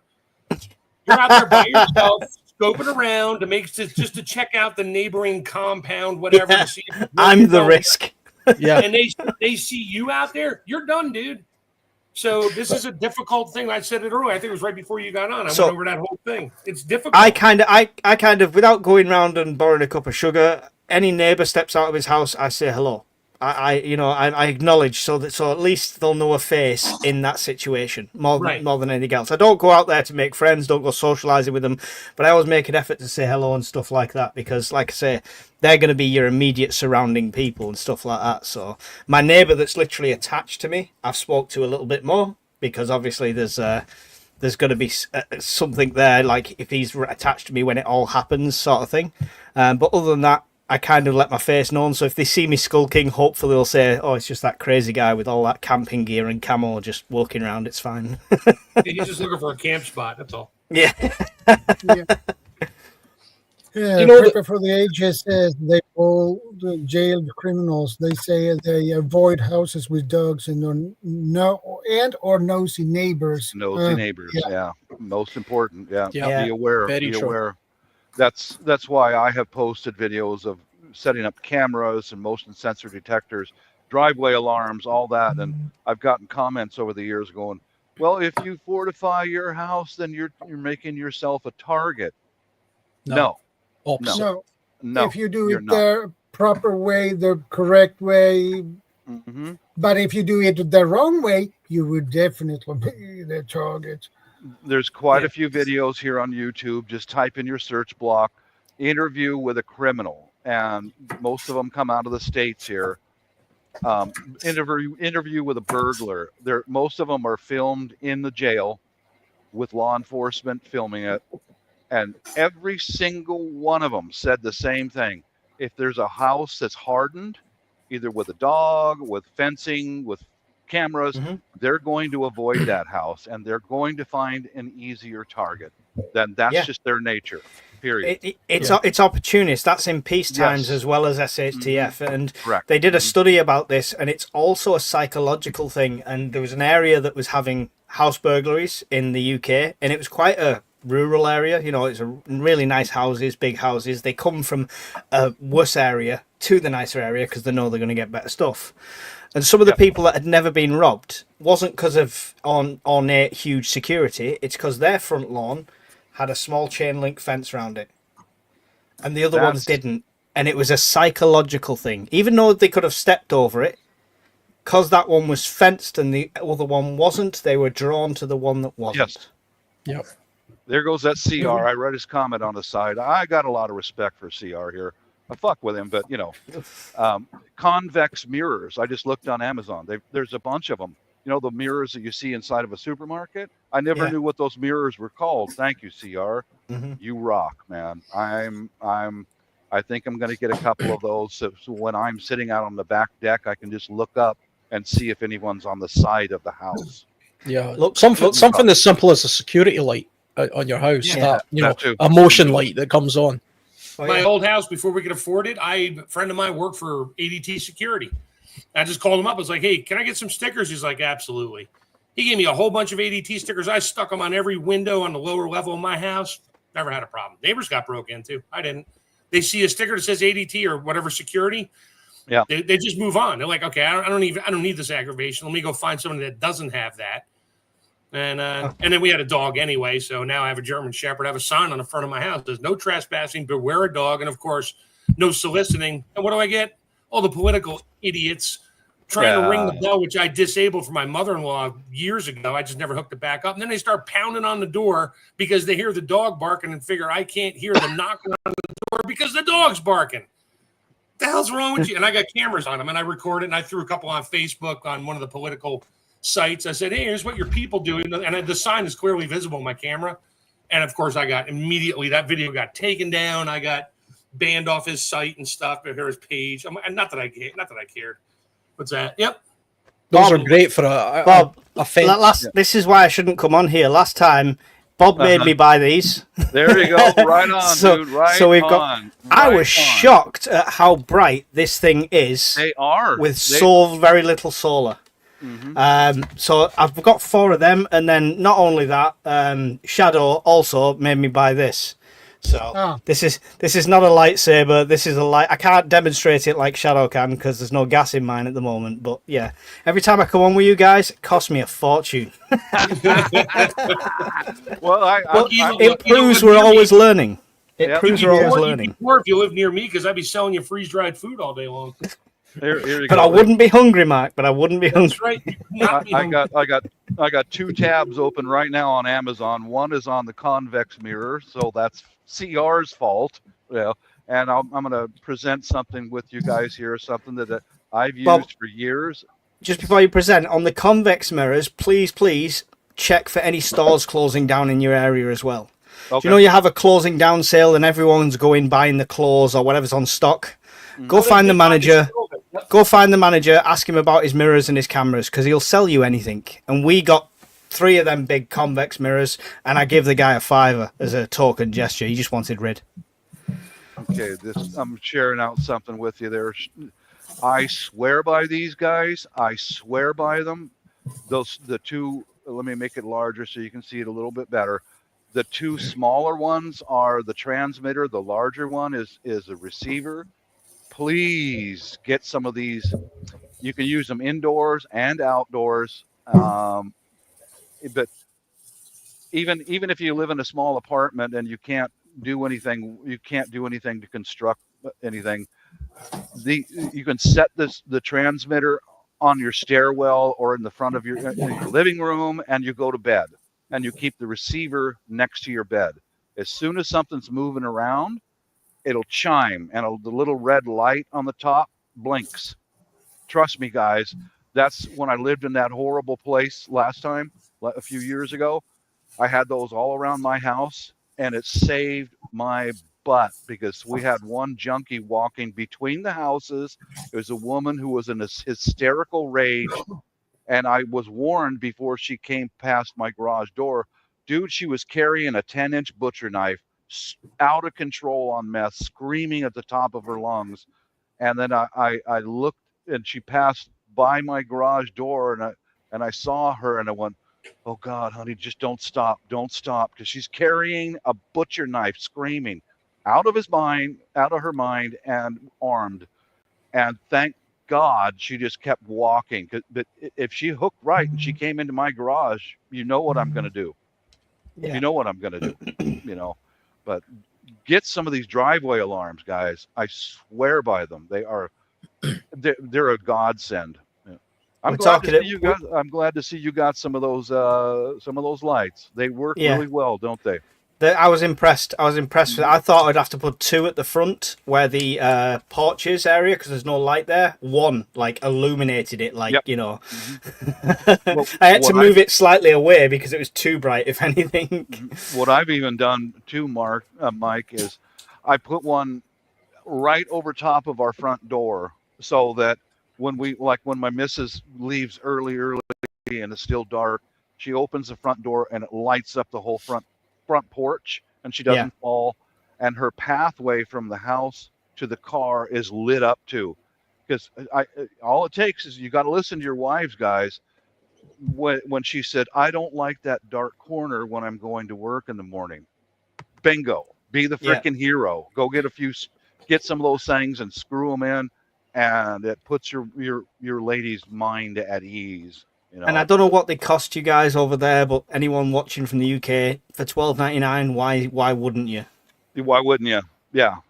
And I'm shocked at the solar, like I say, because the LEDs are so bright. It's just really good. I've got a 4-pack more of them in my house right now, Mike. I've got some in my house overseas, and I'm gonna bring 4 more, and I think I'll give as gifts to the family overseas. Yeah. Here, it just here, I love you and I care about you. Don't fall down in the dark, But they make a great gift. Miss Brittany, I gave her a 6-pack of those as a housewarming present. Yeah. At first, she was thrilled. Oh, girl, she's a girly girl. Oh, what? Solar lights? It's like, you have a 1-year-old daughter. These are safer than candles. Oh, you're right. just something to think about, guys. Good on you, Mike. Good on you. No, appreciate it. I mean, I think, although really cool, I appreciate Shadow's suggestion as well, because that's going to make lighting the cigars at a prepper meet much easier. Yeah, definitely.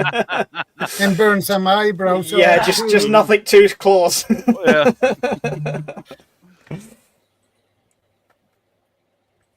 Yeah, these mirrors, I am interested. See, that's one of the reasons why I love getting together with other prepper people, because we're sharing ideas.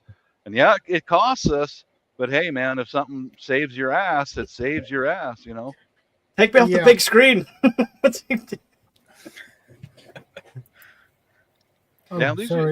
These convex mirrors are reasonable.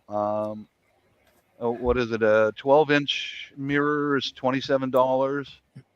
And oh man, check the reviews as well, Bob, because I've had some of them where you can hardly see. You know what I mean? It's almost like a cheap plastic instead of a glass. So check the reviews. That. Yeah. I will do that. Yeah. Damn you, CR! You're making me spend more of my pension money. Yeah, less blind spots. Yeah, very good. Rock on, guys. Yeah, the driveway alarms are really good. I've got a driveway alarm which I use as an actual alarm in my shed. I was trying to look up the name of it there. I think it's called ProTrack or something. It's completely wireless. It just takes AA batteries. It has a receiver, and then you can place it anywhere. The distances on them are huge. Yeah. And the way I use it, I've got a shed in my back garden, which is where I keep my motorbike and some other camping stuff and things like that. And I've just got it, like I've got a fridge in there as well because I do some deer stalking. And I have it on top of the fridge facing the door. So if somebody went into the shed, it would activate the receiver, which is in my bedroom. So it's just Right like an on. alarm. You know, it's and you can position them all around, because I don't exactly know how they work, but it's not motion they pick up. I think it's heat or something, because you know, a tree waving in front of it doesn't set it off, but the heat of a car engine does, or a person walking past it seems to activate it. I had it at the front of my door for a long time, but it annoyed me because it used to go off every time the postman and stuff showed up. But it was out there for over a year and a half on one set of AA batteries. I had like 4 AA batteries in it. It lasted the whole time. It never went down. See, the ones I got I really like, because you can have them as just on-off security lights, but it's got a setting so it's really dim, and it only comes on during the night. So you've got a constant light, which is like a security thing anyway. And if somebody gets close, it triples the brightness. So it's still a sensor and it's still a security light, but it's just also constant ambient light. And show you a little more here, Mike. See, you see that little? That's one of those lights up inside of my garage, right? Yeah. This is where I store my cooking firewood, as you can see. And they've got some that the solar panel is on a wire. I've got 2 of those. The solar panels are on the outside of my garage, and the lights are right here in the center of my garage, right there. They work, man. But they only work when the sun goes down. And if I move here at my desk, bing, the lights come right on. Yeah. Think outside the box. But those motion sensor, the driveway alarms, I've got on both sides of our house, and I leave them exposed right out there in the open. So if anyone's peeking over my fence, he sees different lights, and now what's that? That's a sensor of some kind. I'm going to the neighbors. This guy's ready. There's no point buying security stuff and then hiding it. The best form of security is them just being deterred by it, right? So the ones I've got, a red light comes on when you walk past it. It's like a red light that comes on. Yeah, I think the way they're actually supposed to be used, like from the YouTube video, is if you've got a very long driveway, you can put like one right at the bottom, and then one quarter of the way up, then one halfway up, and then the receiver has different tones. So you can it actually says like detection 1, detection 2. 1, 2. He's the zones. So you know somebody's coming up your driveway or something. And people actually use them for hunting as well, which I didn't realize. Where you set up sensors on a perimeter, and a deer goes past, you would know that something had detected, something that tripped that sort of that motion alarm. I think they would only use that in the States. I actually think that might be illegal in the UK to do that. So I don't advocate anybody do that in the UK if you're a hunter. Everything we say here in the UK with our current government is all theoretical. I've probably broke 10 laws. I just want to make it clear I'm an actor. None of what I say is actually me. It's just it's this persona. This is a persona. I'm playing a character right now. I live in London, so. No, well, we joke, but that's what it's getting like over here. The self-censorship is a real thing here, unfortunately. Yeah. You guys, we do the fireside chat on a Sunday, not for the next 2 weeks because I'm doing my cycle, but we literally will talk on the fireside for an hour and a half about prepping topics. At the end of it, when we end stream, we're all still in the room. That's when we really talk about prepping, when we're not censored by people watching. Yeah, in fact, while we're talking here, I'm going to spend some more money because I'm going to get some new driveway alarms. The ones I've had are about 3 or 4 years old. They are Chinese, no offense, but they only last, most things last 2 or 3 years. So I'm going to have a precaution and buy another set of them. Place your order right now. So I'm getting some more of those. Yeah. Anyway, I'm done. Yeah, the ones I've got, I found them. They're called Guardline wireless driveway alarms. They are more expensive. They cost, they're sort of in the £69 price range, but they are amazing. And they'll survive outdoors for years if you have them outdoors. I think I'll put one of them in my tool shed also. It's a good way. That's a good way of doing it. There you go. Yep. These were Temu specials, right? So they cost next to nothing. The Chinese, they are what they are. And this is the bulb that comes with it, right? This is not a security light. This is not going to light up the whole room. What these are for is if we have a power cut, we've got kids in different rooms. I can literally hang this out the window and the wire runs in. They've got a hook on the roof and they have just a little light comfort sort of things. Also, they can see so they don't trip over in their own room. And yeah, they cost next to nothing. You could deploy or keep them packed up very easily. So very good. Has it got a battery attached to That's a it, good one. Mike? it's got like it's. I don't think it's got. There must be a yes. yeah. Because It's got a battery attached and then it's got the charge point in there. I was wondering if it's That's just been in the solar. draw for 6-7 weeks, and look how bright that is. So still there you works. go. There you go. Mhm. Well, Yeah. I'll let you know, guys. I think one night when the wife's at work and the house is quiet, I'm going to do a simulation video of cooking with using just those solar lights. I've got enough of them in the house to where I can go from room to room, and they'll tick and they'll turn on. They'll just watch out for that. But I'm going to be wearing my H harness like I would be in an SHTF, with a 45 on my hip. So don't get scared, But I think I'll set up my propane stove. Bob's bringing the fear. Oh, yeah. And I think I'll do that here shortly. Yeah. That's cool. I did like a blackout cooking series for a while. It wasn't so much the simulation of different rooms, so I just had like a candle lit cooking with a gas stove, like a camping stove in the house. Yeah. We're using preps and stuff like that, simulating what you do in a blackout.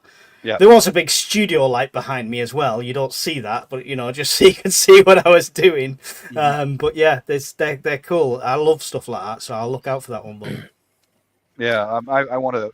It's part of learning because, I've gotten quite a few of those little lights, Mike, and I want to see by actual use what is the best place to put a couple of those after I start to cook. Because to me, my priority is I want to stay inside the building as much as I possibly can. of course, yeah. I'll do one video with cooking with my propane stove, and then I'll do another video soon about cooking over my paint can fire stove. Yeah. You've just reminded me of something I've not packed for tomorrow. Let me write that down. Yeah. I would urge any of you guys, when you do a test run on things like this, post it up, man. People will learn from you. Yeah, you're hungry now, CR. I can't feed you, CR. I just spent all my money on more gadgets. Here's something of a question for the rest of you guys. In an SHTF situation, you see somebody who you believe to be a prepper or a survivalist, and he's maybe got that he's maybe wearing camouflage, or he's got a particular look or whatever. He's wearing one of those t-shirts from my merch shop. Yeah. He literally says, "I'm a prepper" on his t-shirt. Do you approach that guy? Do you stay clear of him? Do you go and say, "Look, I'm also sort of in that type of community. Maybe we can help each other out here"? Do you see him as a potential threat? That's what Mike brought up before, and earlier I said it, and I said it. You see somebody, that person is you, walking around looking like a prepper or whatever. I don't know who the hell you are. Yeah. Why would I approach you? I mean, my inherent bias kicks in of, I don't care what color you are, I don't know you. Yeah. And just because you look like a prepper or I look like a prepper, the other one, now if somebody approaches me, I'm immediately gonna be suspicious. Period. Yeah. So I mean, unless you happen to bump into each other in some kind of a scenario somewhere, and you kind of make eye contact, and you kind of give a little nod, and and then 3, 4, 5 days, weeks later, you bump into each other again in a similar scenario, hunting or something. Then maybe, hey, how are you? Are you doing okay? Yeah, I'm doing good. Okay, good. I hunt here too. Great. Don't shoot me. Okay, I won't. That type of thing. Yeah, and it would take you. You can't build a relationship by, hey, how you doing? I'm a prepper. Are you a prepper? Yeah. Wouldn't you like to be a prepper? You be a prepper. Be a prepper. Well, no, I think it would Yeah. all be circumstance, right? If it's after the fact and it's somebody local going in and out of a house, and I recognised him as that kind of person, he might be somebody that I would approach if I was thinking of forming a mag anyway. But if it's just a random guy coming through, he could have just murdered a prepper and stole his clothes for all I know, and he's looking Yeah. for the That's next right. victim. Yeah. Yeah, I'm going to stay with my normal my normal procedure. I don't talk to anybody if they're milling around my house. I stand my ground. Don't converse with them. Just stand your ground. You know, Yeah. that's me. Well, it kind of the reason I was thinking about it is because it's the common accusation thrown at us online is, okay, so you're a prepper, so you have all this stuff. You've got stores of food and munitions and weapons and all this kind of stuff. You're my target now. I'm just going to I'm going to be the bigger guy and come and take your stuff. Or you fall into the other stereotype, which is he's obviously a loner, dangerous nutcase. I should stay clear of him, you know. And there was one time where I entered into a bit of a thought experiment. This was actually, it wasn't on YouTube. It was just among sort of like-minded people on a chat one day, where it was playing devil's advocate, where it was a case of, as a survivalist, should I be the aggressor? You know, a survivalist is somebody who's more likely to be more in tune with weaponry and tactics and the vulnerabilities of people. All of us right now are talking about the vulnerabilities of people and how to avoid strong people. But on the other end, we also know who the vulnerable people are, and you will get bad people. You will get bad preppers and bad survivalists who think these are now all my targets. You know, this I'm going to live off them. I knew you'd have something to say, Mike. No, I was waving at Daryl because he said, "All right." Well, you were going to chime in and say, "No." Well, I mean, as a survivalist, right? You're still your goal is the same as a prepper, right? It's number one rule: don't die. So, as a survivalist, if you saw another prepper, somebody who looked potentially secure, potentially armed, surely the instinct should be, let's move on to somebody less.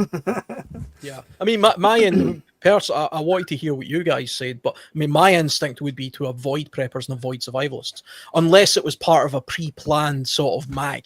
Unless it was like this, where you got to know each other. And if I ran into somebody at work and I was in the canteen and we started talking about camping or survival, and I suddenly became apparent that we were both into the same thing, I would probably become more friendly with that person, and you know, that's kind of how it happens. That has yet to happen, by the way. but I think if I was just to be aware of the fact that, oh yeah, there's that guy who lives sort of up the street, and he's, you know, I see him, he's a hunter and a fisher, and you know, he's got gear, and you know, he's got a big 4x4 and stuff. I would probably stay clear of him, to be honest. That would be my. But I mean, it's good to know, and it's good. That's a good point on observation skills. So I'm in a much more urban environment than I was before, where I am now. And I've gone past 2 apartments where, for some reason in Manchester, the trend is to stock your bottled water, put it on your balcony to keep it cool. So I'm going past apartments where I can see like 120 bottles of water out on a balcony. It's like, oh boy, if that's not a target, I don't know what is. The only thing you can see on the outside of my house is security system. That's it. None of my neighbors know what I do in here. I don't talk to my neighbors because of caution. You know? Yeah. But here's a good suggestion for you fellas. I like that coffee shop that I go to. I talk about it all the time. That is a good place to go to gather intelligence on what's going on locally, because everyone who goes there are local people. I've met a couple people who are into preparedness, and I've gotten good suggestions from them. But be real cautious who you talk to about preparedness. But it's a good way to gather local intel about where the hot spots are at. You know, are the junkies back in town, etc. Just talk casual, not in a bar, because now your mind is altered because you're drinking. But in a coffee shop, just sip a cup of coffee. Oh yeah, you had somebody come over your fence. Oh, sorry to hear that. That bing right there. They got a bad one in town, you know. Yeah. That's always gathering intel. That's as close to being in a mag that I'm going to get. I suppose the thing about gathering intel as well, you could do this sort of in the peacetime that as well as the SHTF thing, is there's indicators of like political allegiances and things. So it could be anything. It could be something like an NRA sticker on the back of your car, or I support Trump, or I support whoever, or Second Amendment, whatever. Yeah, that gives you an indication roughly as to what that person's likely to not only believe in and support, but are they likely to be armed? Are they likely to be more of a prepper mindset, or are they less likely? And it goes the other political way as well. I don't want to pick on one group, but if I was to see somebody with for example, there's riots and stuff going on in the UK over certain political issues. If I seen somebody with a Palestinian flag, or some sort of, I don't know, you get these animal rights people with their flags and stuff as well. That at least tells me something about them. It tells me what they're likely to have materialistically. It tells me what they believe in. It tells me the kind of people they're looking to target. I know what side I'm on based on what they're presenting to the world. That used to be even more obvious before they started telling people they couldn't fly flags. Yeah. Yeah. Well, that's but I mean, even in some ways, that kind of tells you something as well. If you American guys don't realize this, there's a bit of a trend going on in the UK just now where people are raising English flags in England and Scotland flags in Scotland. You're racist. That makes you a racist. I mean, obviously, if you're English and you raise an English flag in England, you're some sort of racist, Or I mean, I'm very patriotic. I've got Union flags and Scottish flags and all that kind of stuff. But there are people who believe that puts you in a particular side. Yeah, but the problem is we've got a generation of people that think the best way to avoid subjects is like avoiding our history. So the St. George's Cross has been used all the way since the Crusades. So then they associate with that. They've had the same in the USA. Yeah. They had the Confederate flag got taken down from absolutely everywhere. Yep. And for a lot of people, it's nothing to do with hate. It's to do with heritage. Right? They tried to make you believe that it had to do with slavery. That's what it was. It had everything to do with slavery. Exactly. Don't ignore all the other reasons for the for the war. Just let's concentrate on that one. But it's not. It's and tearing down statues and stuff like that. Or you're not erasing history. It still happened. No, you're ignoring it. It's going to repeat itself. Yeah, exactly. But they have the same sort of thing. I had a Confederate flag, so don't judge me and instantly think, oh no. I was part of the American Civil War Society in the UK. And I was 43rd North Carolina. What do you want me to fly if it's not historically accurate? You know what I mean? Yeah. Good point. That's right, Hendo. It is what it is. Correct. Or really, I mean, sometimes it is just an easy way of gathering intel. That was the point I was getting to. If I seen somebody, I mean, it's one thing to have, an English flag or an American flag or something in your front door. If I seen somebody with a swastika outside their front door, I'd be thinking he's either out of his mind or what's going on here. He's just about to go to a World War II reenactment because he's a German officer. So you don't know. You still can't judge these things. Yeah. Well, there's that, but having it in your because he's a German officer. So you don't know. I hate my own voice. Quick, Daryl, turn it off.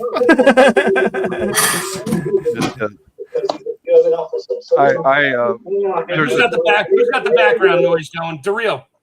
There he goes. He got it. Okay. But at that coffee shop, I talked to that retired Seattle firefighter, and I showed him a picture of those Stop the Bleed kits that I was donating to churches. And he took a moment, and he's got all that in his shop and all that. He's got everything on hand. He knows what he's doing. Mm-hmm. And he gave me some tips on how to use it. He said how I plug a wound, which he's done many times. He takes those 4-inch gauze squares and he twists it into like a stick. Then he opens up the skin and pushes that stick of gauze down as deep in the wound as he can get it. It's like that simple little, because all I thought of is maybe putting it over the wound. No. You want to shove that gauze inside there. Just stop the bleed. If it's Little especially if things. it's a large wound, you've got to pack it out. You've got to pack it. Mhm. Mm-hmm. Yeah. Hey, Howard, good to see you. Hi, Daryl. How are you? Hey, good evening, everyone. Hi, Shadow. Good evening. Thanks for having Good me on evening, tonight. Daryl. Hi, Bob. Hi, Mike, Alan, Hello. Jeff, everyone in the chat. CR. You're fired, CR. Just I am before you think about it, don't even think about it, Bob would say. Let's strike one. Strike one. Strike two. Preemptive strike. Sorry, CR. No, man. Where would we all be without CR? Mhm. Oh, he's a good guy. That's why I mess with him, because I respect him. And that's why I mess with him. That's just Actually- my method, you know. See, just staying on the topic, I reminded myself when I was talking about flags there, and I see in the comments a lot of people didn't know what I was talking about. But another thing to look out for and avoid are symbols that are being left beside buildings in SHTF situations, or roadways. It doesn't matter what the symbol is. It could be a totally made up one, like a circle with a cross in it, or a triangle, or whatever. That can be indications of something else going on there. Targets, territory areas, territorial markings. Something's going on in a particular area, so that would be something to look out for as well, I think. On that, also know the ones that your government, your law enforcement, and people like FEMA use when they put a cross on a house and they put the numbers in. Know what everything stands for, because it's always good to know as well. Yeah, Alan, what I do when I walk through a parking lot, I go to a coffee shop every day and chit chat. When I'm walking through the parking lot going to the coffee shop, I look at bumper stickers and flags that they're flying on their cars. And I'd seen a couple of them. I didn't recognize what the symbology meant, and I went home and I looked it up. And one was kind of scary because this guy was a right-wing extremist group. I was like, oh, they're just as scary as the lefties, you know? Yeah. And so I looked it up online, and oh God, I'm going to avoid that, man. Good to know that that's somebody in your perimeter, though, right? Perimeter, yes, Yeah. yes, mm-hmm. Yeah. Yep.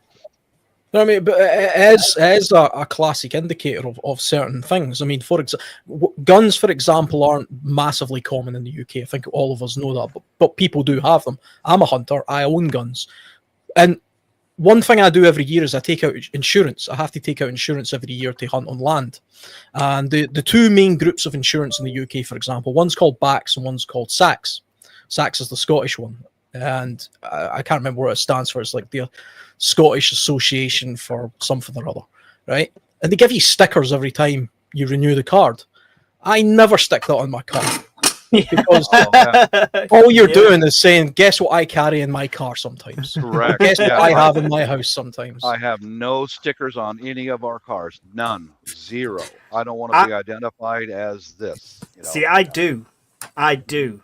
So this logo here is the Prepping Network logo, and I've got small stickers about that big, and I have them on my car and the missus' car. Mm-hmm. Purely based on if she's ever stuck and somebody's in the area and I say, can you go and help? They can identify that.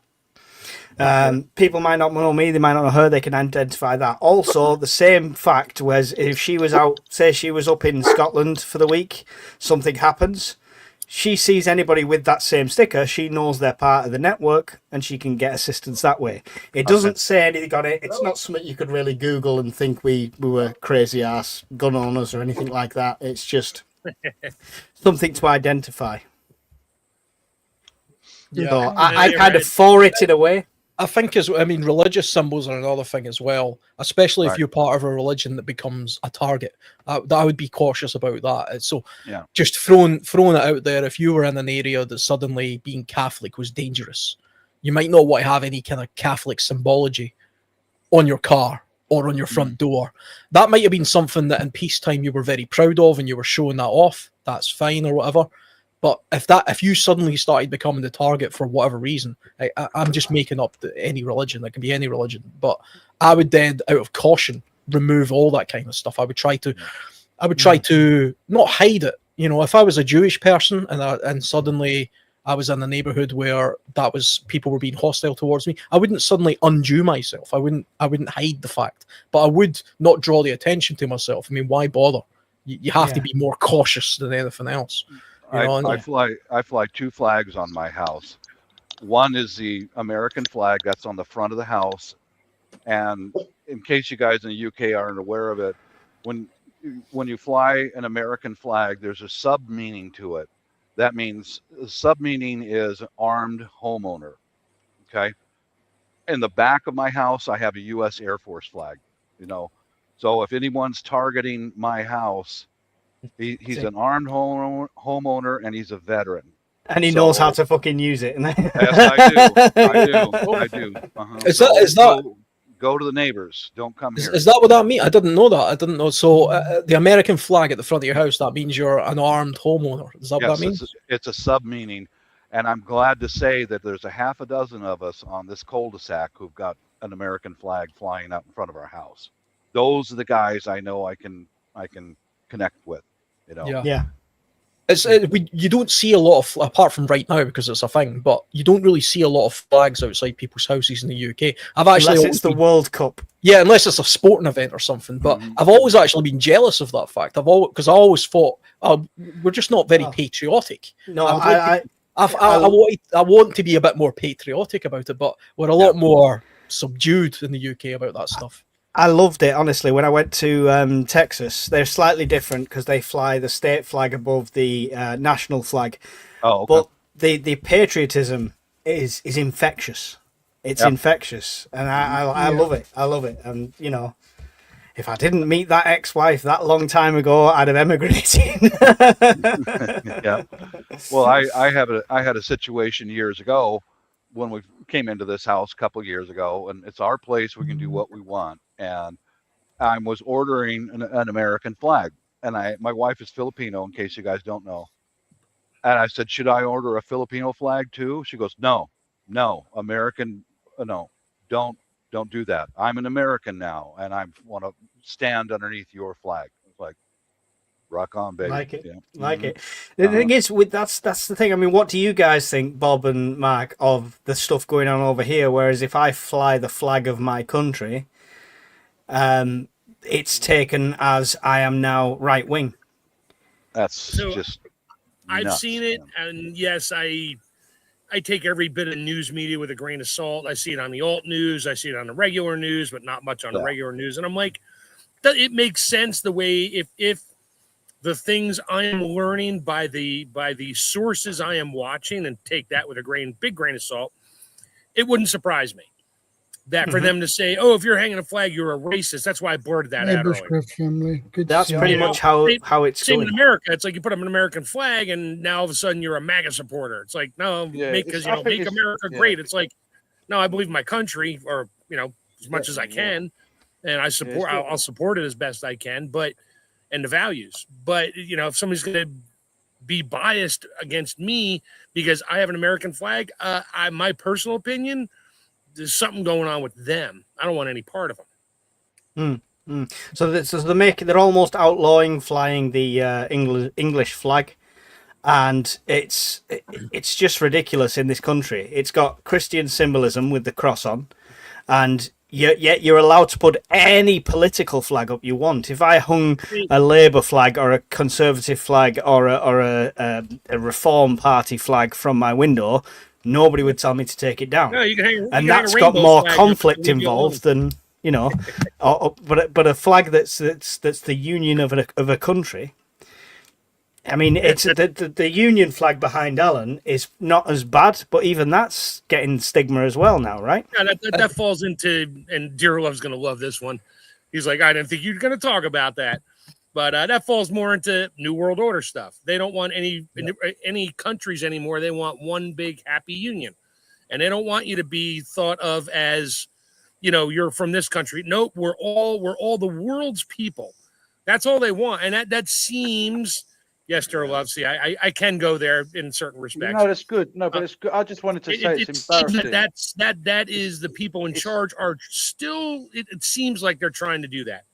They don't want any country to fly their own flag. You can fly a UN flag anywhere you want. You're fine. what they've done is they've done a good job on the programming. It's like they've created this world of cheerleaders. System of let's look at the people as the cheerleaders, and they're all holding the baubles. You know those fluffy things those girls hold. What are they called? Pom poms. Pom Pom pom. Yeah. poms, and they wave them around. So we've got the whole planet going. You know, they got us all doing the Mexican wave one point. Remember the Mexican wave? So now they've got the whole world is doing the pom pom dance, right? So when it suits them in the World Cup, everybody can have a flag. Okay, your country, everyone's got a flag. There's no issue. Hey, I support Italy. Great. Yeah. Oh, and I support Chile. Ah, welcome from Chile. And oh, Mexico. Yeah, you got a big hat on. You know the mariachi hat. We support Mexico. Everybody's, you know, the system is getting us into the country. And then when it doesn't suit them, it's, oh, you mustn't have them flags. So they create a problem with the flags, and we're stupid because we jump when they say jump. We lie down when they say lie down. I mean, I'm not saying everybody. I mean, some of us who are trying to stay on the sanity path sort of look at it and think, what is going on now? What are they going to do next? You know, what next? And whatever you can imagine is 10 times worse. And, you know, and they get us all into this, what are things called again? Those bomb bombs. Pom poms. Pom Pom poms. poms. Pom. Yeah. Yeah. So we need to stop doing the pom pom dance, and say, you know. But sadly, people want food, so they would do anything for food, you know.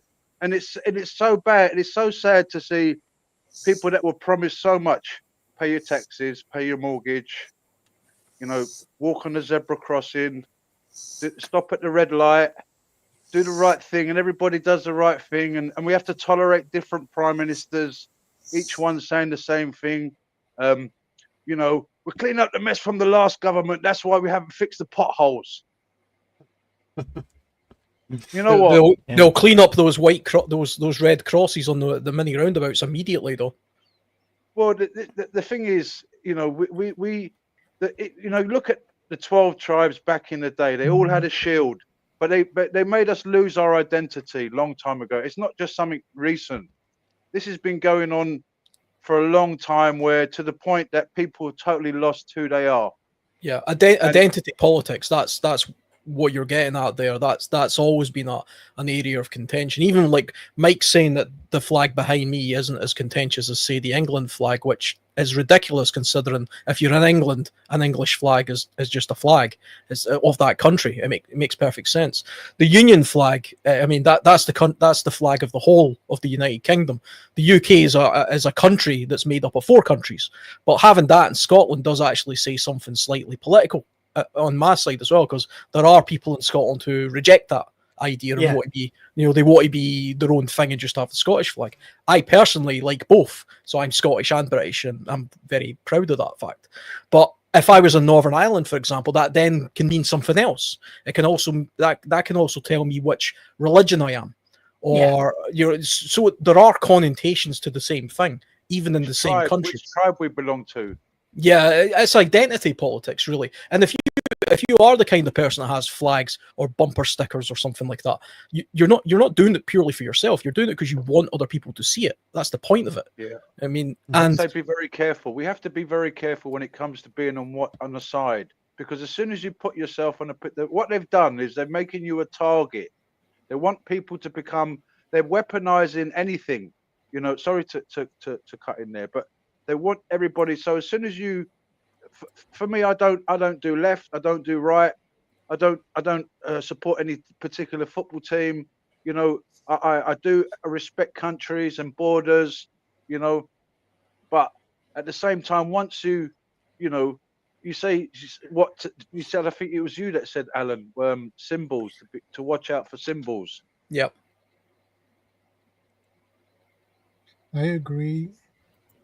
I mean, that's a big thing. When you said that, I was like, wow, you know, that's actually a very, very big thing, because it's not about laws. It's about symbols. It's you know, these are very big things. Obviously, if you see a satanic symbol, if you know what you're doing, you're going to say, I'm not going in that area.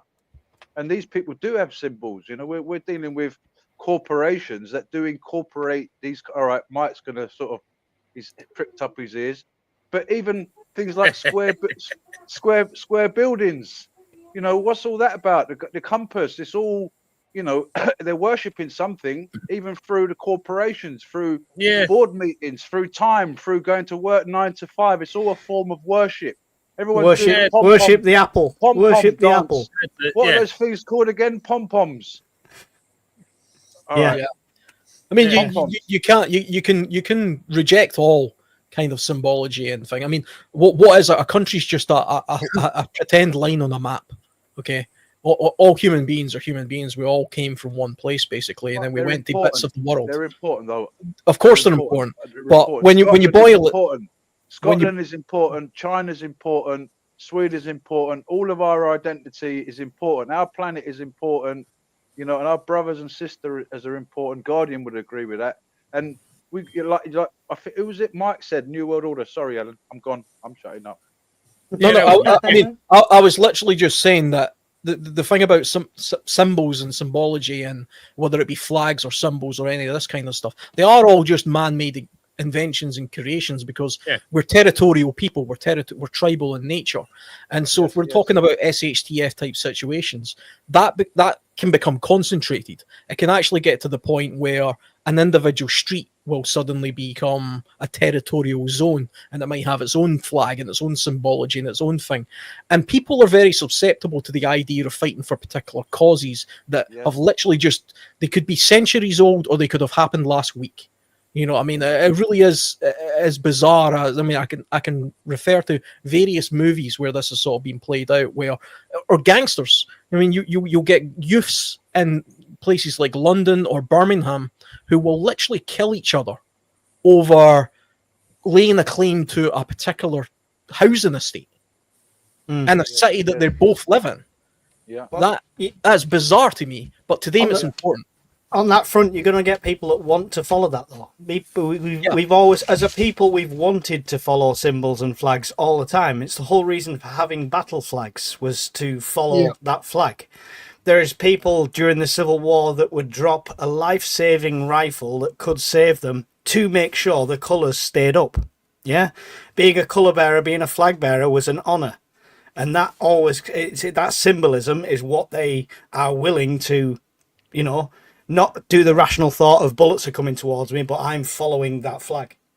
Even in Greece at one time they had a war because of icons. Even like, you know, symbolism. We're talking about symbols. In Greece, they had literally had wars over icons. Should we have icons in the churches? You know, the icon pictures of saints, of things that happen. You know, of Jesus, of maybe like scenes. the depictions. So there's like symbolism of spiritual things. So in Greece, they literally had a war over, you know, whether they should have symbol pictures in the churches or not. I'm thinking, you know, it goes deep. So I mean, you pull out a picture, and then someone wants to kill you, you know, because you've got a little icon or something, you know. So like I said, if you in this SHTF situation, you know, these like the symbols are very important in for some people. Like they're you know, it's this they'll die for an ideology, and it doesn't even if it doesn't make sense, you know, you know, we've been so programmed and brainwashed to say, right, yes, it's, you know, it's like thinking you're doing a great cause by jumping over this trench. Yeah, okay, don't worry about the machine guns coming at you. You know, don't worry about the tanks, man. You're doing it for a cause, you know. Come on, you know, look at that flag up there, you know, for your people. And you're like, yeah, I just saw my mate get his head blown off. Yeah, but like, you know, there are many that just do it. Who remembers that film Conan the Barbarian? Where I remember that one. Conan was talking to the cult leader, and he's like, let me show my face so I can do some sort of... I look just like that guy. That guy, you remember he was the leader, the cult leader, and he's like, look, I'm the leader. They follow me, you know, they'll do anything I say. look, and he looks up, and there's a girl up on this cliff. He's like 100 feet up, and he's Wow. like, yes, and he just goes, jump. Come to me. Yeah. And she, was it come to me? Yeah.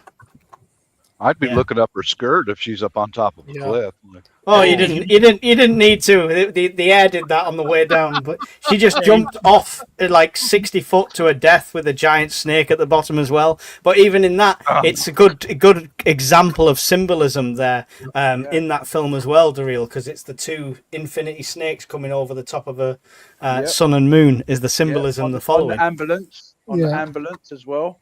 Yeah, there you go.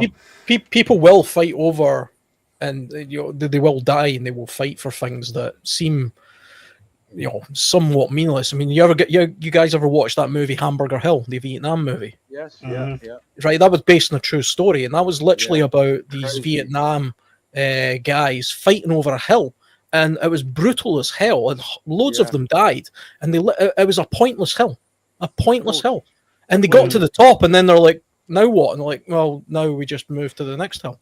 Yeah. What was that Yeah, all about? It's a mincer. They Yeah. kill him. Oh, okay. Well, that's why it was called Hamburger Hill, because it was literally making mincemeat out of Yeah, them. So that- they that- named it that's- Hamburger Hill. That's one of the beliefs of war is not to get something. It's just to keep sending our best against the other best and get rid of the best. I mean, that's one of the theories behind it, and not mine necessarily, but Yeah. the purpose of that battle and many others in Vietnam was to bring them out of the tunnels and kill them, because we know they're underneath the ground, and it's hard to go underneath the ground and fight them on their own territory. Bring them up to the surface and drop cluster bombs on them and shoot them. That's the purpose of. And then we're going to go move to the next hill and do the same thing. That's why they did that. Yeah. Madness. But it's the sheeple will always want something to follow. And if we have a complete collapse in any of our countries, and there is no rule of law and there's no government, how many leaders do you think will emerge? How many different? thousands, hundreds of Exactly. A lot. Yeah. Can I tell you a quick little story about Vietnam that I heard once? Really quick story. This general, he's getting his position, and his army soldiers were being fired upon from the other side, the Vietnamese, the bad guy side, right? So the American, well, who they say is the bad guy, the other side might say you're the bad. Anyway, right? So they're getting fired upon in this position. So the general's getting a phone call to be told don't fire back, and the position that's firing to them is a massive gun on the Vietnamese on the bad side. So they've got this top of the range, modern, massive gun. It's really doing a lot of damage. So this general's been told don't fire back. Cut a long story short, it turns out that gun belonged to Rockefeller. So they just didn't want to damage the gun. Here's No, the thing. they were phoned. The general was phoned, and they told him don't fire back. He's saying that there's a big gun firing at my position, and he wanted to fire back, and he was told stand down. And the reason why he was told stand down, because it turns out that the big gun was owned by Rockefeller. Yeah. So, the arms dealers, they're all intermixed. It's all a we're racket. rolling out of the topic. We're rolling way away from the topic now. That was a quick story. Yeah, we are. Don't want the summary on it. Gotcha. I just want to put this out there to anyone listening. Do you know who the largest standing army during the Vietnam War was? Everything that happened, they blame the Americans. Everybody does. Oh, they're incompetent, blah, blah, blah, blah. Do you know who the largest standing army in the Vietnam War was? Vietnamese, the people. South Korea. Mm-hmm. Most people don't even look into this. No, it's all the Americans' fault. They didn't. No, dude, these South Koreans are animals. You don't want to fight them. They were the largest standing army in the Vietnam War. We only wound up there because of the Gulf of Tonga, but we're not going to go down that rabbit hole anyway. Yeah, that goes off the topic. But Oh yeah, definitely. Gentlemen, I'm going to have to say good evening because I set off early tomorrow. I've still got some preps to sort out before my cycle. Yeah. So I will see you in a week as long as I don't get blown off a mountain. Wish me luck. And Good luck. Good luck. Watch out for that Safe Rockefeller trip. gun. I will watch out for any Rockefeller anything. Yeah. Cheers, guys. Watch out for these tiny insect-sized drones. Yeah. Anybody watching over on my side, because I've linked the stream through, please carry on watching these guys. Go over to Shadow Scout Swede. It's on his channel. I think Bob's streaming it as well. So make sure you go and carry on watching, because loads of knowledge, and bring a notepad. See you later, guys. Later. Bye, See Mike. you later, Mike. See you, Mike. Yeah. Recognizing the people who might be a threat during, some emergency situation. Well, number one, someone that you don't know, and number two, I'm sticking with my guns on this. Don't converse with them. Stand your ground. Look at them. Let them know that you're looking at them. Eye contact. Don't talk to them. Don't talk to them. Don't. Has anybody ever watched any programs about these crazy prisons where they got these there's like 50 in one little room, and they're super aggressive, and you're watching a film, and just before this guy, this stupid idiot, has been suckered into carrying drugs for someone. You get those idiots that are promised something, but then they get sacrificed. Not anybody listening out there, don't do that stuff. Anyway, the guy gets caught doing trying to smuggle drugs. He ends up in a prison in South America, and just before he walks into this crazy prison, someone says to him, "Act aggressive," and he's like, "What? What do you mean?" And he wasn't an aggressive person. He just happened to be someone down in his life, and he got caught up in a situation which is bad, stupid. Anyway, the guy said to him, when you walk in there, act super aggressive back, because otherwise you just get chewed up in a prison and in them systems. So he's walked in, and everybody's going, "Hey, we're going to see you later." They're all shouting at him, "We're going to kill you." Some are threatening to do him. So he's sort of having to be, he's not really aggressive. I don't know what you think about that, Bob. You might know more about that kind of stuff. I don't know. I don't know. I've never been in prison. Never. I don't know. Never. Or, no, or maybe you've heard stories. Maybe you guys on the panel have heard other stories similar to that, where in certain situations you've got to be aggressive. I've seen it in the movies. I've never In the movie. seen Okay, that's it. Mike. Movie. Yeah, that's what I'm saying, Mike. If you recall any kind of movies you've seen where It's a movie. I keep my feet grounded in reality. That's yeah, but these things happen. I think it's also true. There's also stories, real stories like that, where they're having to, they've been caught. They do these programs, these kind of document. I think that was actually a documentary. Sorry, there are actually documentaries where they show these people and they say, why did you? They interviewed them and say, why did you carry drugs? And now you're stuck in a Filipino prison or one of these prisons somewhere, and there might be it might be someone from the UK, and they'll do a documentary saying this guy got caught in. They show you how the law works in the Philippines or Indonesia, for example. Yeah. And during their experiences, they say how they've gone into a prison that was super aggressive, and they've been given advice to be aggressive as well, back, or otherwise you're just going to be seen as very weak and vulnerable. Yeah, it's the offensive defensive strategy. Yes. I mean, there are. I mean, you ever watch that movie Scum? Scum. It sounds Can't familiar. Yeah, as I'll briefly say what it is. It's an English movie, and it's about a young offenders prison, and they've got like there's like a top boy in the prison, and he gets called the daddy, and so there's this. One of these boys goes into this prison, and they're getting bullied and all that kind of stuff, and he suddenly realized, you know what, I'm sick of this. So the tactic he uses is he identifies who the top guy is, the daddy, as they're called in this young offenders institution. He puts snooker balls into a sock, goes over, smacks him across the head with it, and then announces to all of the people who were gathered around him that now he's the daddy. And it's like, I'm the daddy now, and that's where that saying comes from.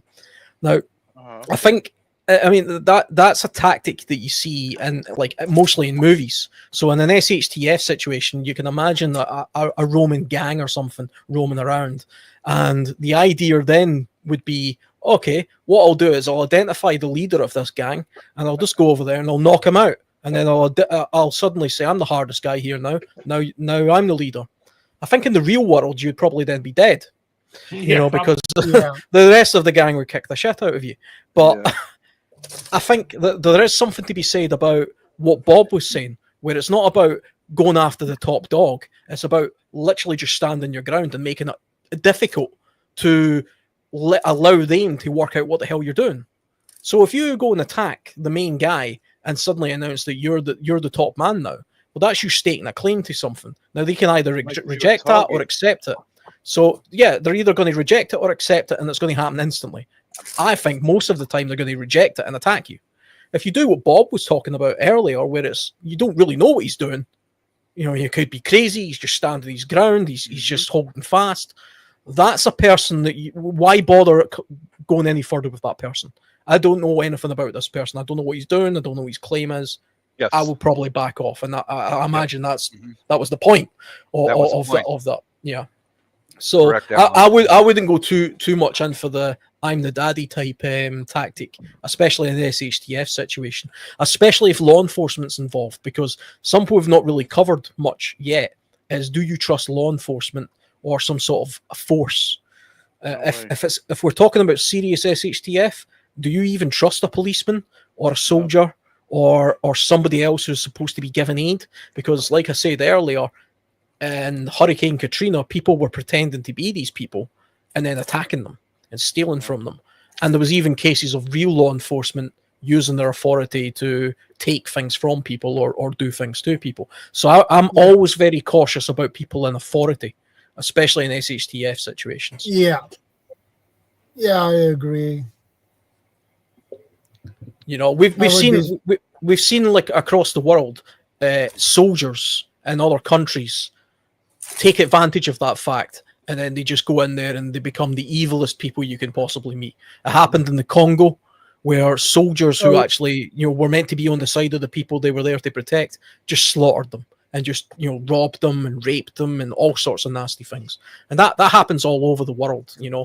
Yeah. Even soldiers from, I dare say, maybe the US or the UK, at some point in history, that kind of stuff has happened because some people are just evil by nature, or they're in a situation where so many bad things are going on, they just take advantage of it.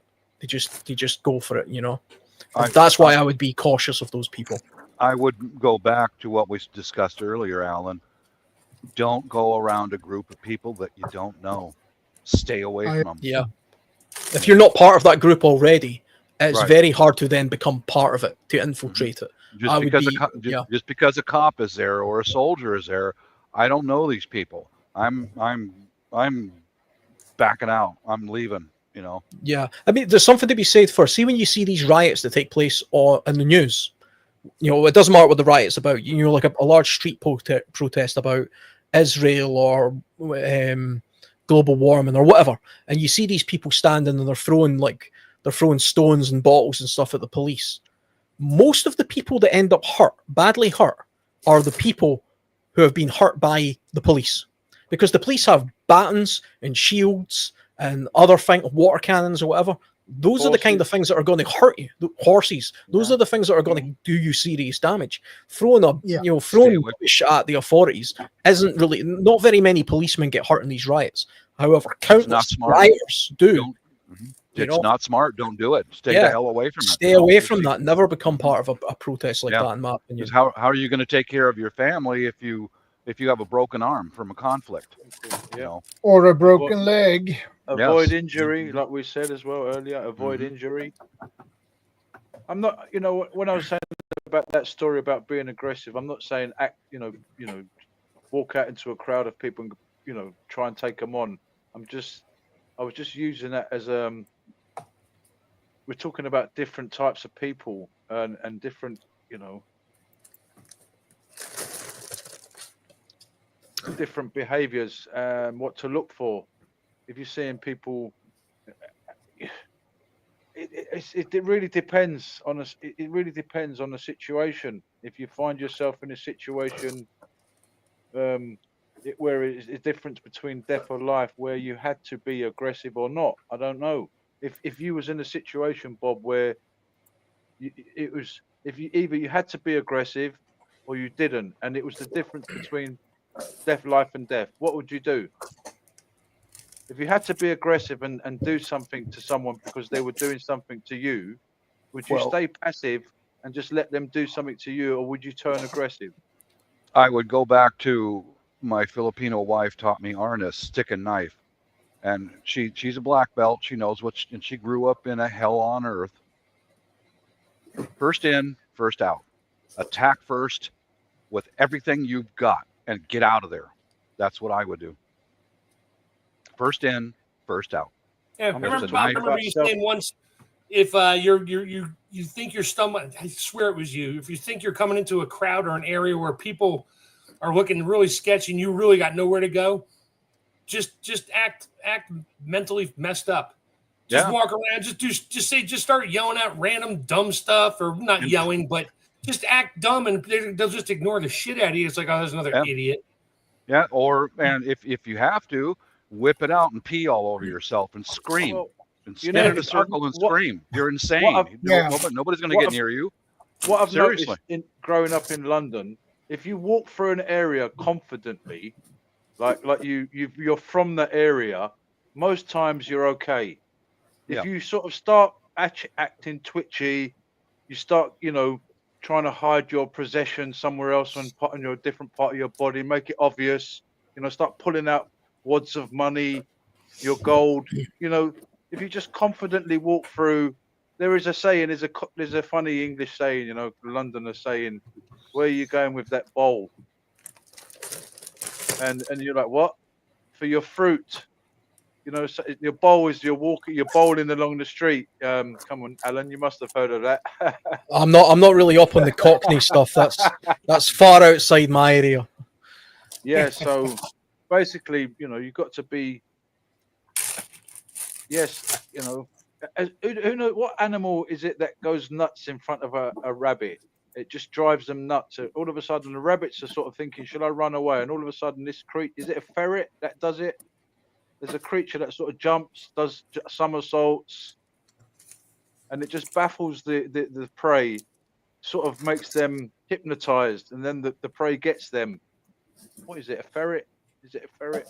Sounds like a stoat or something. So one of those kind of creatures when they just start acrobatically jumping or doing crazy stuff, like There is something to be said about, like you were saying, about having confidence and walking through a place. That in itself will make you not stand out. So if you're in a big city and you look like a tourist, you're kind of shifty and you're a bit lost and you don't really know what's going on. You've got out on the chest. You immediately look out of place. I see it. I mean, the closest city to me is Edinburgh, and it's a very touristy city. And I can immediately see when I walk through Edinburgh, I can see all the tourists, and I can see the people who live there, just at a glance. And it's not just about how they look or what they're dressed like. It's kind of just the way they walk and what they're doing. And the tourists tend to walk slower because they're there to take things in, whereas the people who live there are. Yeah, the people who live there are trying to get somewhere. Yeah, they've seen it. They've seen it all. They're not interested in the castle. They're just walking home. So you can kind of tell. And I mean, it's one of those things about drawing attention to yourself for crime. Here's a real important. Listen up, guys. A real important thing, because my wife's from Asia. I can't blend in the crowd. I can't. I stand out. I'm 6 foot and I'm white. They know I'm a foreigner. She taught me one simple trick on our first meeting when we met up in Manila, and that's a really crowded city, dude. And walk in the street. She would not allow me to walk on the sidewalk, and I'm following her down the street. And the cars will go around you. And I asked her, why do that? She said, because if you're on the sidewalk, you can be pushed into a corner and robbed. Wow. Don't be afraid to walk in the street or cross the street. Go across the street. If there's a group of people standing down there, go across the street. Good situational awareness there, right there. Right, but you know what? Saying that, Bob, trust me, if you was in Brixton, London, and you was walking down the road singing reggae, no one would touch you. Brixton, London, has got a lot of West Indians, Rastafarians, a lot of. But if you was just, let me just get my face showing. If you're just walking down the road, sort of listening to reggae, singing a reggae song. Everyone would go, yeah, man, respect. They think you're from there, So I'm sure you've been in a situation where you've been dancing with Filipino people and having a festival, and they know you. Hi, Bob. Yeah, I have. I think there's I don't know about But you, they Bob, know but you, so you're you're see, confident. You could go out at night. They know you. Hi, Bob. there is a thing. You're from there. But There is a thing obviously, with. if you went to a strange place, Oh, sorry for interrupting. I was just going to say that's all I've right. been to Thailand a couple of times, and Mhm. there was something I noticed that was different between. There was like British guys who lived in Thailand, so they Yes. had Thai wives and they'd lived there for years, Mhm. and the locals treated them different to the way they treated me. Correct. Because they knew very quickly, just by the way I spoke, dressed, and walked, they knew very quickly I wasn't resident. I was a tourist, and so they were trying to sell me something or give me something or whatever. Whereas the guys that I was hanging about with, because they happen to come from a similar area to me, they look exactly like me, they sound exactly like me, but they got treated completely different because they were naturalized. They were naturalized to the place. Yeah. So Bob, did you go through that experience where people were trying to sell you stuff, and now they're like, "Oh, that's Bob. Let's leave him alone now." Yeah, I have. And there's That's a good one, Alan. I'll pick up where Alan left off. Yeah. One of the things that they notice that when you're an expat or a visitor is your skin color. If you're suntanned, they go, oh. And especially when you get close and you wash your clothes in their laundry detergent, they can smell that. That means, oh, he lives here. He's not a fool. But when you're a tourist and you smell like UK or USA, wow, and you don't have a suntan, they're going to come for you, dude. Hey Bob, if ever we're coming to where you are, we got to know about that detergent stuff. Give us the name of it. That's a trick for you guys. Advice, wash your clothes in the local laundry detergent because it's full of perfume. Because you sweat a lot over there, and they can smell you. Yeah, this guy lives. This guy lives here, and he's got a Filipino with him. Yeah, but definitely the way you carry yourself makes a big difference. It does. I mean, last year I did a trip in the US. I mentioned this before in one of these chats. I did the whole of Route 66 on a motorcycle with a friend. Yeah, right. And it was an amazing experience. But it was very obvious to us that we were very foreign. So because we went to lots of different places in the US, people are actually different. Like a lot of people will stereotype even Americans and say American. Yeah. Well, they're totally different based on where they are in the country. True. And when we did Route 66, we realized that. But it was obvious because we wanted to go into every bar and things, but we didn't even have to speak. Just the way we stood and handled ourselves, people knew we were tourists. They knew why we were there. I can spot a European because you guys walk. All Europeans, you walk differently than Americans and Canadians do. Yeah. There's it's a real thing. It's a real thing. It is a real thing. I can look at somebody, a white guy who blends in, but he walks differently. And I've said this to my wife here in the States more than once. I go, that's a Euro. Guaranteed. You guys kind of, I'm not being mean or anything, but you guys have a kind of a feminine sway to your walk compared to Americans. No, seriously. Especially Italians. Yes. Especially Italians. Oh, shit, yeah. Hey, don't talk about the Italians like that. It's not good. I remember one time when my wife and I first met, we were on a beach, and I saw these two guys walking, and they kind of swayed when they walked. And I went, those are Euros. So how can you tell? Because the way they're walking. Canadians and Americans don't walk that way. We walk with authority. We stomp our feet, kind of, because. And then I go, hun, watch. If they're going to go to their bungalow and get changed. If they come out wearing Speedos, they're freaking Europeans. And out they come wearing their Speedos, kind of swaying along. I said, I fucking told you, Americans do not wear Speedos. Oh, the beat was late that time. I tell you, I'm not insulting you guys, but there is something to it, you know. When we did that trip, we did say at the beginning of the trip we weren't going to make ourselves a stereotype and be very touristy and things like that. I tell you, by halfway into that trip, because we'd went through so many states, I had a Texas T-shirt, a cowboy hat, I had some sort of mad bracelet from somewhere. I had the whole shebang. Every time I went somewhere, I picked up something, and you know, by the end of the trip, I looked like a ridiculous tourist that's literally, you know. But No, I mean, that was the point. That was the point of it. So you know, Well, that's good to try to blend in. Well, yeah, that's smart. That's smart. blending is one thing. I mean, in an SHTF situation, the blending in to the environment that you're in is critical. I think, you know, because if you make yourself stand out, then you're not only attracting yourself from an attention point of view for somebody to do something to you. You're simply you're putting out a signal. This kind of goes back to the flags and the banners and stuff. You're putting out a signal that you're something other. You're an other. What that other is doesn't matter.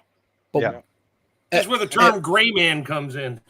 Yeah. Well, gray yeah, man yeah. Black or gray. A gray man just means you dress like everybody else is. You just kind of blend in with the rest. If they're wearing, you know, hoodies and sneakers and ripped jeans, okay, find yourself a hoodie and get some sneakers and find a pair of jeans and you know, wear a Beavis and Butthead t-shirt, you know, whatever, blend in. The gray man thing gets. Yeah, sorry, Alan. I've got a quick question. Sorry, Alan. The question was different behaviors to look out for. Is brushing your teeth considered a behavior? Okay, we're in a SHTF situation. Is it dangerous to brush your teeth in the jungle? We're talking about smells earlier on that could give you away. Bob said about smells. People know you by your smells. So coming back to the smell, is brushing your teeth a behavior? I would say if everybody around about you looked like the homeless person, then you probably should as well. You know, if you wanted to go with the grey man type look. I mean, personal hygiene aside. No. Well, I think that'd be hard to identify, but I mean, watching that for brush it without the flavors because the smell. Because in war situations, people can smell a cigarette. People can smell, like Bob was saying, different smells. People know the smell. They go, "Oh, that's not our, you know, washing powder smell in our country." I would say as a survivalist, if you had the means to brush your teeth in any situation, you should still do it. You should still do it. You should still do it because it's. Is there a toothpaste that has no sort of smell? No, dude, you don't need toothpaste. You can literally just use a toothpaste. You just got to get the crud out from charcoal. Your teeth. You don't get bacteria growth. That's all. Yeah, you can use soap or charcoal or anything else. Because I'll tell you one thing that's worse than having bad breath in an SHTF situation: having toothache. No, I'm not saying don't, but I'm not saying don't brush your teeth. I was just saying to be careful of that, you know, because usually we don't mind in our bathroom. We've got smelly toothpaste. It's lovely. We love it. We love it in our mouth. So that would fall into environmentally specific. Like, what environment are you in? Environmentally, like, okay, if I brush my teeth and the rest of the people don't stink, I don't think they're going to notice me not brushing my teeth. If they stink really bad, I don't think they're going to smell Colgate from 20 feet away.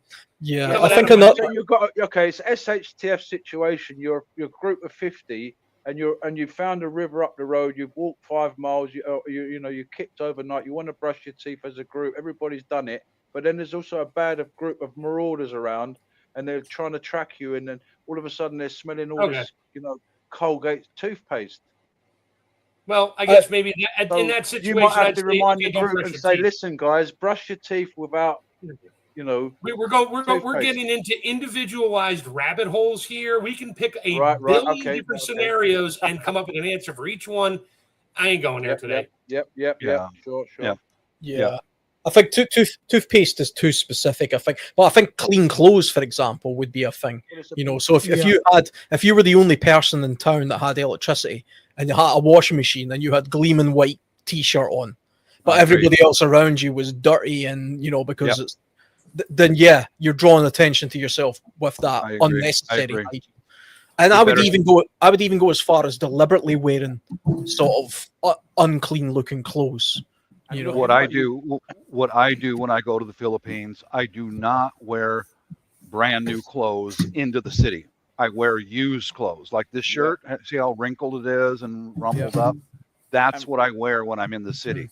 When I'm at my house, new clothes, I look good, but in the city with the normal population, I wash my clothes with their laundry soap and old clothes, because you don't want to look like you have money. They already know that you're a foreigner and you have money, but you don't want to wear brand new iron clothes and look like $1 million. Wrong situation to look like you have money. Wrong. Well, do you know the grey man concept, right, is quite divisive. A lot of people swear by it, and a lot of other people are very much against it. And I've heard pros and cons of both. Yeah. I'm personally, I'm on the side of grey man. I'm on the side of adapting your attire, whether that be clothing or style or your mannerisms or anything, to better not just blend in, but simply just move with the crowd a little. Just move with the people. Okay. I don't really buy the concept of, well, it doesn't matter if I'm walking around in camouflage and nobody else is, because, well, who cares really? Because they're gonna, if they want to take something from you, they'll do it anyway, and it doesn't matter what you dress like. Bullshit. I just don't buy that at all. All you're doing is drawing attention to yourself individually. And it goes back to the thing where I was talking about earlier, where we've been conditioned to believe a certain thing. How many times have you guys heard of the thing where it's a scantily dressed woman is assaulted in the street, right? And people say, well, look at the way she was dressed. That's a big crime, because now you're blaming the victim. A woman should be able to dress however she wants and not be assaulted. Is that the same as profiling? Yes, okay. But I would say, well, no, that person does have a bit of a responsibility to be more cautious of the environment that they're in. Okay. Yeah. If I walk around with a Rolex on in the middle of London at night and get robbed, is it blaming me, the victim, to say I brung that upon myself by flashing around a Rolex? Because what I did was I attracted the criminality towards, their gaze was attracted towards me, because I made myself more apparent to them. Okay, so the woman in the alleyway, right, doesn't deserve to be assaulted by somebody, but the person who did the assaulting didn't just decide in that moment in time that he was going to do it. He's an opportunist like every other criminal, and he was looking around and he sees that easy access. That's who I'll go for. And that's the same in an SHTS situation. If you're in a situation where everybody's starving and you're walking around with a 25 kilogram bag of rice because you're a prepper, you're going to get robbed. So it's about being cautious. To add to that, Alan, when a woman is wearing tight clothes and scantily clad, like the belly shirts and all that, a criminal can see from a mile away she has no weapon. Yeah, he can see that instantly. Boom. But I'm glad you've been. Or high heels. They can't run. Can't run. Yep.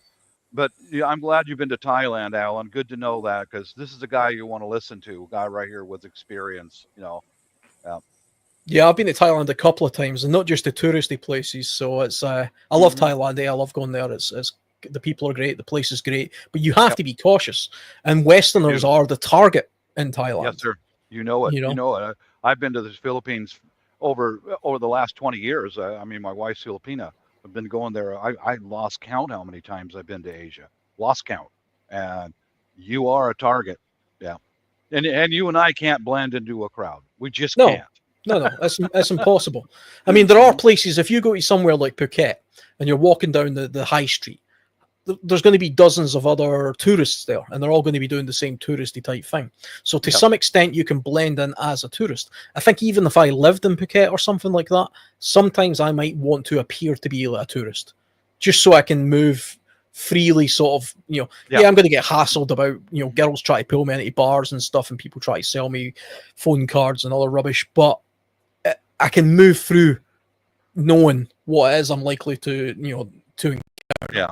And so that might be an advantage at sometimes. And it's the same anywhere, in any kind of situation. It's about situational awareness. That's what survivalism is. Survivalism isn't about living in the woods. It's about situational awareness and adapting to the environment. Whether that be an SHTS situation, visiting another country, being in a being in a crowd that suddenly goes violent, and knowing what to do and who to avoid, knowing when to stay away from the police when they're holding a riot shield, and when to approach them when you Oh yeah. think Yeah. you need assistance with something. And some people it's amazing how many people are blind to this common sense.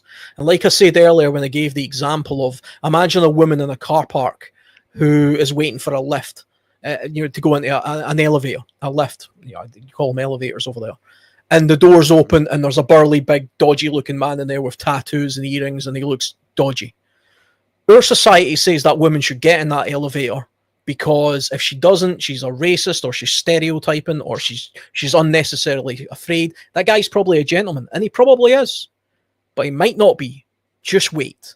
Just let the lift go. Wait for the next one. Get in that one. Looks don't tell you. You could be dressed in a freaking, Armani suit, wearing, $5,000 shoes and wearing a Rolex watch, and she might feel all comfortable and get in the elevator. And when the elevator door opens, he's not in there, and she's dead in the floor. You don't know. Yeah. You just don't know. Yeah. Well, fellas, I'm gonna bounce, go to my coffee shop, and it was really good talking with you all. So Okay. Going on no Sunday, problem, Bob? Good seeing you, peace Bob. out, fellas.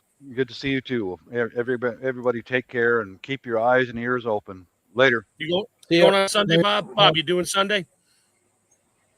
I don't Maybe. know. All right, whatever. Maybe I'll If let you you do, know, you Mark. do. If you don't, you don't. Yeah, if I might. Well, I'll send you an email. Let you know. So, All right. Peace out, everybody. God bless. Take care.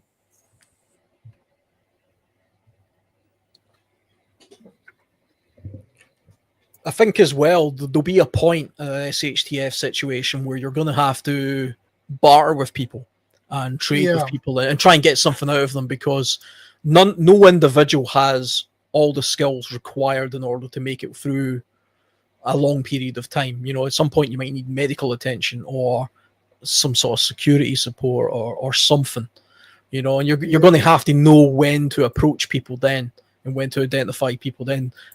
I would be very cautious about that as well, but I wouldn't reject it entirely. I wouldn't isolate myself. There's a big difference between being cautious and a grey man and complete isolation. Complete isolation could be just as bad. In some cases, worse. Especially when it comes to medical. For a short period of time, you can be in total isolation, but not for a longer time. No, I mean, we're social animals. We have to be. We're conditioned to be around other people.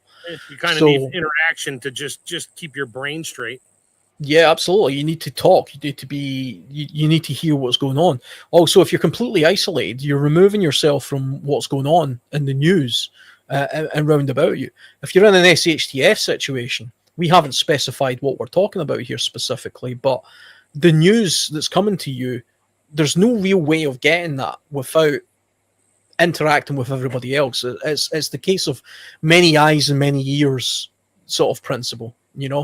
When we had power outages in Spain recently, because everybody's phones went down, people literally didn't have a clue what was going on. They were standing outside trains which had came to a stop, and they were wandering around wondering what's going on. That could have been an EMP, could have been a nuclear attack, could have been just a power outage, which it was, could have been some sort of cyber attack. They didn't know. In a group without news, rumors spread quick. So that's my dog squeaking his ball. Sorry about that. But rumors spread quick. So if you have no information from anywhere, about anything, and somebody says, I heard this, and now everybody says, oh my God, it's an EMP, we're all going to die, and then riots break loose for no reason other than a car hit a telephone pole and knocked down the power for the city. Well, this is one of the main reasons why we get panic buying in certain situations, or we get the over excess of certain actions. So when we've seen in the UK, we've seen that with fuel. We've had shortages of fuel, and then suddenly people panic buying, and you see huge queues outside petrol stations. There was actually enough fuel for everybody if everybody was just to simply carry on fueling up their car at the same rate that they always did. But because they panicked buy, actually it drains it away quicker. If you were of a prepper mindset or a survivalist mindset, you would have kind of seen that was coming anyway, and maybe you would have kept your car above halfway, maybe filled up a couple of jerry cans, beforehand. hopefully, I mean, the whole point of being a prepper or a survivalist or somebody just a little bit more in touch is to kind of try and see a little bit further ahead than what you're being told, you know, and preparing for it. That's what the prepared aspect of it is. Yeah. And knowing what to panic buy and what not to panic buy. I've heard people say to me, obviously, as a survivalist or a preppery type person, you're completely against the notion of panic buying, because, you know, the government always say don't panic buy, everything's under control. I know I say, yeah, panic buy, but make sure you panic buy before everybody else panic buys. That's the clever thing to do. You know, if I thought milk was going to run out tomorrow, and I had a little bit of a rumor about that, I'd maybe go out and buy a couple of extra pints. Am I panic buying? Yes, I am, but I'm panic buying correctly. But it's also knowing what to panic buy. During the COVID crisis, for some reason, everybody went out and bought a bunch of toilet roll. I honestly don't know why. Same here. Yeah, nobody knows why. It just happened. Somebody said something on the news about, no, Markel is having a shortage of toilet paper. Maybe it's because of the pandemic, and all of a sudden, oh my God, there's going to be no toilet paper. So everybody ran out and bought all the toilet paper. Yeah, and I remember at the time thinking, well, that's great, because everybody's wasting their time going over to the toilet roll aisle, literally standing waiting for more stuff to be put on a shelf. Well, I was over in the tinned food section buying myself some stag chili and pasta, because I didn't really know. I didn't want to be in the supermarket doing all that queue and stuff and waiting around forever. But I was buying stuff that was actually of use. I wasn't interested in toilet roll. If I ran out of toilet roll and there was no access to toilet roll for a month, I would work something out. Okay, but if I run out of food and I've got no access to it for a month, that's a problem. Yep. You know, so one's a problem and one isn't. One's an inconvenience. One's a serious situation. I always laugh on the East Coast here. You know, nor'easter's coming, we're going to get a foot of snow. I'm like, okay. You know, everybody's running out and buying milk, bread, and toilet paper. That's the standard three things. Everybody just goes and buys it, and the shelves are empty on those three things. I'm in the store buying a pint of ice cream, and I'm going next door getting a 6-pack of beer, because sure as hell I'm going to sit in the window and watch these idiots try to drive in 2 feet of snow because they're stupid. And I just watch and laugh, and it's my entertainment. And I watch and I'll hang out and do other things in the house, and I'm not running out of anything. I had enough toilet paper to make it through the next month and a half. Why do I need to go buy another case? I'm only going to be stuck in the house for 2 friggin' days, maybe. Plows come through and life goes back to normal again, but people flip out at the last second for the dumbest things. But what I mean, to my mind, the reason for that is that, you know, there's a couple of reasons for that. One of them is that people have a natural instinct. So there is a natural instinct to try and hoard resources if you believe you're not going to have access to them anymore. Right. The next reason is, it's like we were saying, the rumor mill, the Chinese whispers. It's the, did you know that we're going to have no toilet paper for the next 6 months? You better go out and get some. And it kind of carries on from there. Then you've got the herd mentality where, well, everybody else is doing it. Do they know something I don't know? I don't know why I'm buying all this toilet paper, but all of them are, so I may as well do it as well. And then it's misinformation, and they just don't have the education. People just don't have the education around the subject of prepping and survival, which is, you know, kind of what we're talking about now. They're not prioritizing things that genuinely prioritized because they've lost those skills. You know, if somebody told me that there was going to be a shortage of grain and there wasn't going to be bread for a long time, I wouldn't go out and buy loaves of bread, because even if I could stuff a bunch of it in my freezer, bread doesn't last that long. It lasts a few days, you know what I mean? Then it kind of goes stale and stuff like that. I would buy flour and yeast. I know how to make it. Yeah. You know what I mean? It'd be fresher anyway. How many other people would do that in most of our societies? Very few, I would imagine. That to me is a great shame. That's a skill that all of human history at one point had.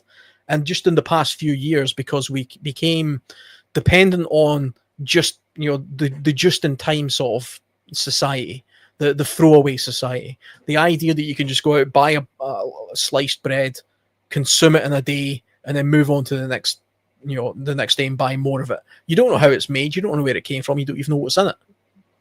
We've lost a lot of those skills. We've lost a lot in terms of processed food, but that's a topic for another Sunday or Saturday. Yeah, absolutely. I mean, as a chef, you know about the things you can do. You can take some basic ingredients and stretch them a lot. There used to be a time where people would make bone meal and broths and make huge stews and use any kind of root vegetables, and they would feed their family for a long period of time. Your stew, your 10 liters of stew you just made for the family only had freaking, maybe a half a kilo of beef in there, but the rest was broth and vegetables. You stretched it out. Yeah, my mom it was the art. Yeah. Yeah, it was the art of doing things in batches, bulking things, fortifying things, and getting the flavors and stuff that you need out of something with very little, because people had very little, or meat was expensive back in the day. Yeah. But because nowadays we live in a society where you order something with an app on your phone, and if that goes away, we're all doomed. I mean, the COVID crisis, one of the things that amazed me the most was that the takeaway companies, the Just Eats and stuff like that, they were still operating. Yeah. They were still going, and people relied on that. I don't have to stock up on food. I'll just order a pizza. This was at the time where people didn't know how severe COVID was. It could have been the plague. It could have been the next plague for all we know. And yet people were still saying, I'm not going to bother, filling a pantry. I'm just going to, buy a pizza because the app on my phone still works. Uber delivery guy, he's allowed in the store and he can deliver my food. Yeah. Yeah. And if a real SHTF situation happened, if COVID, for example, did turn into something more than it was and became a real pandemic, in my opinion, but one where, people were dropping dead all over the place properly, like Ebola or something, all the people who thought they could just order a pizza day to day, they would be the kind of people at your door looking for your tinned food, or looking for your preps, or looking for your advice, or your bill, or something. And those are the kind of people you would have to. It's just for my kids. My kids are hungry. Can you help us out, please? My kids are hungry. It's like, and you want to say it's like, no, I tried to tell you so, but told you so. Yeah. I suppose it goes to say, I mean, one of the easiest ways to identify people to avoid in an SHTF situation is to identify them before the SHTF situation. So the kind of people who don't pay any attention to this subject, and the kind of people who rush out and buy toilet paper because their neighbor is, those are the people to avoid. Yeah, you can tell them in the grocery stores around here. You walk through and it's the mom with 3 kids or 2 kids buying nothing but soda and junk food and chips and just all this garbage and pre-made food. You can tell she doesn't know how to cook. She's not buying fresh vegetables. She's not buying flour, sugar, stuff. If she buys sugar, it's probably for her coffee. Yeah. But you can tell by looking at grocery carts. I'd say 99% of the grocery carts I see in a couple of the local stores by me, I'm in a fairly large town, and you can tell by their grocery carts that they don't know how to cook. All they know how to do is heat shit in a microwave and feed it to the kids, and that's why the kids are all like way overweight and staring at their phones all day long. And those are the ones that'll be a problem, because all of a sudden, no phone, no food. And they're going to be knocking on doors going, can you help me? I got no food. It's like, no, I don't. I have enough for me. Well, can you spare a can of beans? It's like, no, I really can't, because if you give them 1 can of beans, guess what? They're coming back tomorrow saying, do you have another can of beans? And then they tell their friends, this guy gave me a can of beans. The whole village finds out. The whole village finds out. Everybody finds out. It's like, no, I have like 2 cans of beans left to last me 2 weeks. That's all I got. Sorry. Yeah, you could probably identify them just from where they're standing in the supermarket. Everybody in the middle are the people to avoid, because that's where all the processed garbage is. All around the perimeter, that's where all the fresh stuff is, and all the you got the fruit, vegetables, bread, meats and stuff. Yep. I mean, they'll still buy their steaks and things, and maybe some shredded cheese, and some yogurts. But I mean, you can. I can tell, because I mean, I understand how cooking works. Hold on. Yeah, times are getting very harsh as well. I saw a video the other day of loads of people going through this stuff that was reduced, and no, there weren't no sort of patience anymore. Just hands in, like grabbing what they could, just no waiting, just and that was for reduced stuff. And and that's in a situation where it's not SHTF. Well, that's because over there the price of energy went up so high. It's a choice. Do I pay my electric bill and not freeze to death, or do I go buy some food? So they're getting the cheapest food and dented cans and anything they can get that's reduced because they can't afford stuff. And I get it. And that's a whole nother political nightmare going on I do look for reduced the section sometimes. I have a look to see if there's a bargain. You never know. Obviously, if it's moldy and horrible, I'm not going to touch it. But if it's okay, then it's okay. Yeah, I do that's it the cost of all the living. time. Yeah, I do it all the time, and I'm not really. I mean, I worry about the cost of living. I'm not exactly rolling in it, but yeah, I look for stuff, but I look for stuff that I can use. And if it's like reduced for quick sale, it's like, okay, can I do something with this tonight, tomorrow, or the next night, and eat and use it all? That way, I'm not, digging into my preps or anything else, or I don't have to buy more stuff. And growing up, I was saying before, I mean, my parents went through it tough times. Not everybody's parents did. Mine did, and I never really understood it until my sister and I talked about it. Where it's like, oh, it's Saturday night.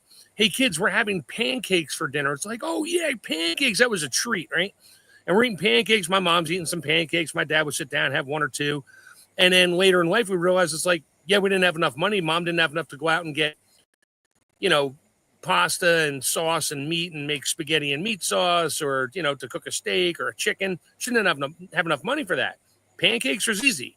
She had flour, eggs, butter, and some baking powder and some maple syrup from whatever we had maple syrup there. And we had pancakes, maybe bacon, but bacon was sort of expensive too. So usually it was just pancakes, and we were all excited because it filled our bellies up, and we fell asleep. And the next day it's like, okay, breakfast. And then Thursday came, my dad got paid, and we're back to normal again. So, but that was back in the 70s, and late 60s into the 70s, not the 80s. The 80s were okay. So even in the UK, what they've done is they're giving a lot of free money out all over the place, and they've called it the cost of living crisis, and they're giving out lots of money to people that are not so well off, and I think it's happening in other countries too. But the thing is, it happens everywhere. They knew about this way before it happened. Again, it's almost like they created it. Or they made this situation happen. Well, because I know. We all know how did they know? How did they know? How do you know that? Inflation goes up, so now your stuff cost double to buy it, even though they gave money away. Now it'll cost us. Yeah, that's a whole political conversation there. Crazy stuff. Oh yeah. Well, I mean, yeah, it's interesting to see different types of behaviours as well. From toilet people fighting over toilet paper. People fighting over mud or territory, and it's embarrassing seeing mankind sort of killing each other when there's so much for everybody, and there's just mismanagement and lack of real, real sort of courage, really, to sort of put down the arms and just live. Let's just have a big barbecue week, right? Okay, for the next 2 weeks. We're having asado. This is called the asado holiday worldwide. We're going to freeze every rent. We're going to freeze debt. We're going to freeze everything. So no one's in debt. It's going to be a barbecue for 2 weeks, okay? And Mike's going to be the chef. And Shadow's going to do the show that night as well, live stream. And Alan's going to bring his kayaks. And I'm just going to let my dog CJ run around and be free. And get a wood stove there. I think that comment there, Vanessa, I think it was talking about knowledge before the SHTF situation. That's the key. To me, that's the difference between a survivalist and a prepper. As survivalists focus more on the knowledge of something rather than prepping for the thing. It's not about having stuff to see you through the storm. It's about knowing how to get through the storm based on what you know. It's kind of the basic principles sort of the same across the board. Also, it's also about your location as well, knowing the things in your location that could go on. Yeah, definitely. Yeah. Total awareness of your surroundings and the people and that, and where you're either stuck or choose to be. Yeah. It is what it is. I mean, everybody's got to figure it out for themselves. I mean, there's we always try to, it's the buy my survival bag routine. It's like, no, it doesn't work that way. Everybody's survival thoughts are different because of their environment, and you can't cover all of them. That's right. All you can do is get basics, first aid, food, water, shelter, and security, stuff like that. And that's all you can start with. But, it's up to you to figure out, do I need more of one, less of another? Do I need something else different? And that's not for us to sit here and tell other people, you need to have this. I mean, we'll tell you the basics.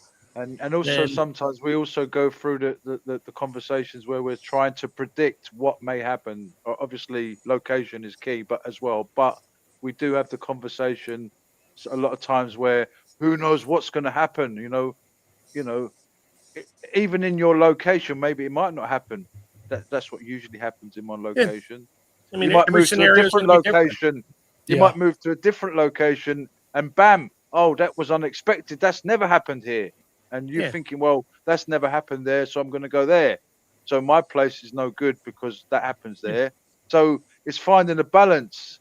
And not only that, you could be on Honolulu on holiday with your Hawaiian shirt on, your flip flops, and it happens. Bam! You haven't got nothing. Yeah. You've got a straw drink. Well, Right, like I'm safe. Alan was sort of What's my alluding to it. drink? Chef would be like, "Where's my drink? Where's my drink? No. Okay, give me my drink at least." No, but if you're in your Hawaiian shirt, your flip flops, your shorts, you're sleeping on the beach. You woke up and there's a tsunami right in front of you. That's the Literally, thing. right- It's about the mindset above the things. Having stuff isn't survival, and prepping isn't about having stuff. No, and I know Alan was going to say. I know he was going there. It's basically Yes. you need to learn how to adapt. Yeah. I mean, if your situation is ever changing, you just need to understand Hey, Ryan. that you may need to adapt, and you may have to think about it. About okay, if something like this happens I'm on a volcano, and this happens, how am I going to adapt? If I'm in a boat in the ocean, how am I going to adapt? If I'm in the desert, how am I going to adapt? If I find myself here, there, or other, you just got to understand and figure out that you are going to need to adapt. I can't tell you what you're going to adapt to. We can run down scenarios all day long. We're not gonna. Volcano, islands, Hawaii, all that stuff. Sure, whatever. Doesn't really matter. You just need to understand you're going to need to adapt. Yeah. Period. I heard somebody on YouTube recently in this kind of space saying that he didn't believe in bugging out. He said it was a waste of time. Bug out bags are a waste of time. The concept is a waste of time. There's never a situation where you need to bug out. I tell you what, if I lived in Hawaii and there was a big ass volcano right beside where I lived and I knew it was active, I would have a plan that when that started going off, I had a place to go to, depending on where I was in the island. Or a boat to Yeah, get off a the boat, island. something. Yeah. I would have. It's just an escape route. That's all that is. That's my bug Yeah. out. My bug out isn't about running off into the woods and surviving off the land. It's about That's where- moving. yep. It's about taking myself away from a place of danger for some reason and moving myself to a place of not danger. Whether it be a relative's house, a friend's, it could be the woods, but unless I've got a cache out there, I'm going to have a hard time surviving. So you have to, think forward and see what it is. Actually plan properly for the most likely situation. You can't plan for everything, but you can plan to keep yourself and your family's needs in a situation where you're going to survive, which is the entire point of this. Yeah. That's why they have fire extinguishers in buildings. You have to bug out your buildings on fire. Get out. For sure. Yeah, I agree. Oh yeah. So it's a Well, mindset. Oh my God, dog! I'm serious. I thought you were you falling asleep there, Shadow. You looked a bit tired. Yeah, I had got 5 hours sleep last night. Oh, nasty. Oh wow. Well, So when it was. Well, I'm actually going to bail here in like 5 minutes because I got to give the dog a bath before it starts to get too dark out. So I'm going to bail. Actually, you know what? I'm going to bail off now. Alan, good seeing you. Shadow, thank you. Good Dear seeing love, you again. Keep it You're real. very Good to see you, Chef. Always good to see you. And I got a whole bunch. I got 20, 1, 2, 3, 4, 10. I got 26 pounds of sliced up jalapenos, which is Wow. about 10, 11 kilos of sliced jalapenos to start canning up. I'm going to be up until probably 3 in the morning doing this. So, and it's Wow. 5 o'clock. It's 5 I was o'clock about here to now. Well, I was about to say, Chef, what are you cooking? What have you been cooking? And you just said something. You just said, bam, what you was doing. Yeah, they're jalapenos. I make we call it cowboy candy here. It's a bread and butter pickle brine. So it's I sweet. love It's vinegar peanuts. and sugar and some mustard seed, a little turmeric, and celery seed. And I boil that, throw the jalapenos in there, but you have to do it in small batches because you can't do a giant batch. I have to do a whole bunch of small batches. That's why I put everything in 2-pound bags. Or 2-pound bags. I got to do everything in small batches because you can't do it big or the brine gets too soupy. It's weird.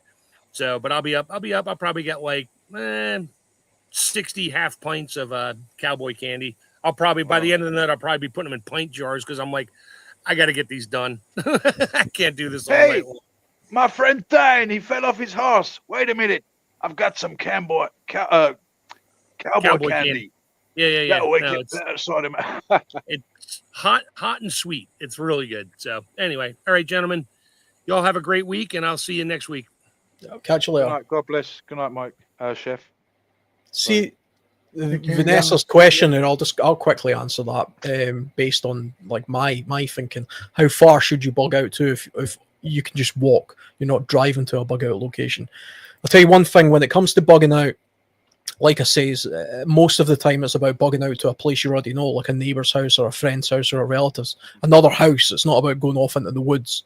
But if you are going off into the woods in the survival type situation, what I have, I'll just speak for me personally, I have 6 bug out locations from where I live, and they're in a kind of circle.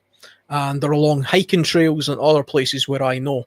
And each one of those locations, I've got a cache. I spend a lot of time outdoors. I do lots of camping, so it's not a waste. I'll go to these places and I'll use the resources and I'll stock them up. And it's a bit like a hobby, and it's a good way for me to get rid of excess equipment that I've got. Basically, I've got 30 days worth of survival food and tools in each one of these caches. Now, how far away the caches should be? The first cache you should have, the first bug out cache, should be very close to home. So very close. So say you can hike 20 miles, okay, with your bag on. You've got your gear. You know you can hike 20 miles. My first cache is 5 miles away, because most of the time you don't want to be too far away from home in the first place, and you might end up finding yourself in a situation where you weren't able to get all of your resources together. So you just grab what you can, and your first cache is only 5 miles away. You know you don't have far to go. That's where the first one would be. From that cache, I then have all the resources I need. All the preparations are already there for me to sit, wait for a while, and if I need to, then move on to the next cache. The next cache will be as far away as I can possibly go on my ability, but not me personally, on who am I with. So do I have my kids with me, elderly people with me, something like that? It might only be another 5 miles. It might be 10 miles. Even if I know I can hike 20 miles, if I put all my caches 20 miles apart, I'm then pushing my own ability to the limit every time. And I'm probably making it very difficult for somebody else if they're with me. So I always make it smaller than what you think. And your first cache or your first campsite should always be very close to home. Very close to home. That's just my way. That's the way I've adapted. That's in my opinion. I think that is a Yes, good idea and a good plan. At some point in the future, I'll make a video demonstrating this, because there is a little bit of thinking that has went into it over the years. So I'll put That something would be together. awesome. Yeah, Yep, I was actually thinking about opening one of my caches and just showing what's in it, what can you do, and this, that kind of stuff. So I'll do that at some point. Yeah, it's a great idea. I call it a squirrel mentality.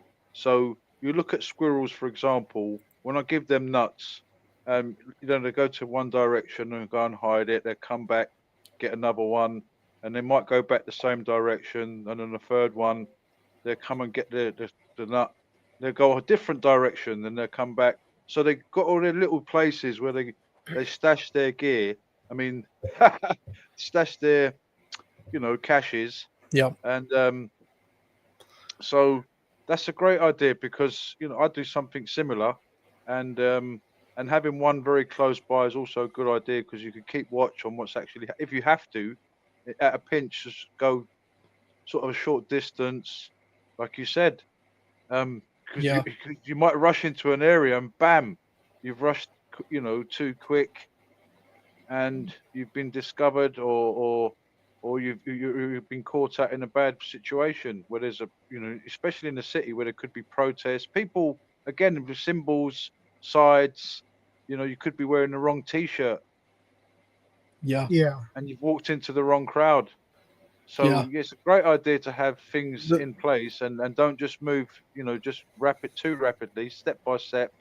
In some situation, in war situations, there's people that say, "How quick should I cross the road?" And someone would laugh at you and say, "What do you mean? Just cross the road. It takes seconds." Well, no. In a certain situation, it might take you hours to cross that road. I agree. Because you don't know. There could be a sniper. In a war situation, they teach them how to cross a road, and you're like, wow, I never knew they would. I don't know, Yeah. Alan, if you know anything about that, or you Swedish, because you've been in the army. You know, if Yeah, it is a certain technique you use for that. Yeah, I mean that's about ground prep. That's about ground proof. So the situation changes based on the environment. Somebody actually made a good point there where they were talking about. They said, "What if there was 5 foot of snow?" Exactly. So if you know you can hike on a trail for 20 miles in a day, no problem with your gear. Yeah, Yeah. in the summertime maybe. But what if it's now snowing? Yeah, it's going to take you a hell of a lot longer to get there. So you have to make sure you've got the right gear, the right tools to go between locations, and that's dependent on your environment and stuff as well. I'll tell you right now, though, I'm not an expert in anything, so don't take anything I say as absolute gospel in survival, because I don't believe in survival experts. There's just people who know some stuff and some people who don't. yeah, we're It's sharing our incredibly, experiences. it's incredibly difficult to survive off the land with nothing. It doesn't matter where you are in the world. You could be in the tropics where there's an abundance of things like fish and fruits and all this kind of stuff. It's very difficult to survive purely off the land with very little. You need to have caches. Okay? If you watch things like Naked and Afraid and those kind of TV shows, most of the time those people out there who are all survival experts, Suffering. they're basically just slowly dying from starvation is what they're doing. Yeah. So why do that? If you have the foresight to pre-plan with caches, then do that. It just makes sense to do that. Even in mine, I spend 40 nights a year out most years, and a lot more and some other times in my location in Scotland, in the wilderness areas of Britain. And even I couldn't survive all year round with nothing at all, just a knife. Or if I did, I could do it, but I would be in very bad shape. I would be starving. I would fall victim to injuries. I would have all sorts of problems. It would be difficult for somebody like me, even with my knowledge and my skills of my area, to survive purely off the land, with nothing but a jacket and a knife or something ridiculous, or a survival kit or something. You need a cache or a plan to be somewhere. I agree. Yeah, it's a good idea, because a good thing about a cache is you could have something, for example, another set of clothes, another set of boots. You might have got drenched, or you might have got your clothes damaged, and you've got a fresh set of clothing. Yeah. You've got a fresh set of socks. You've got some water in the cache. You've got maybe a temporary shelter system, maybe a sleeping bag. Each one of my caches will sustain me for 30 days. Every one of my caches is identical. So each one of them's identical. I don't carry an axe between caches. I have a cheap axe in each one. Yeah. I'll just quickly show you, because I know we're probably coming to a close here. Yeah, the basics. I'll show you. I'll quickly show you what I keep my cache stuff in, because I've got one here. Okay.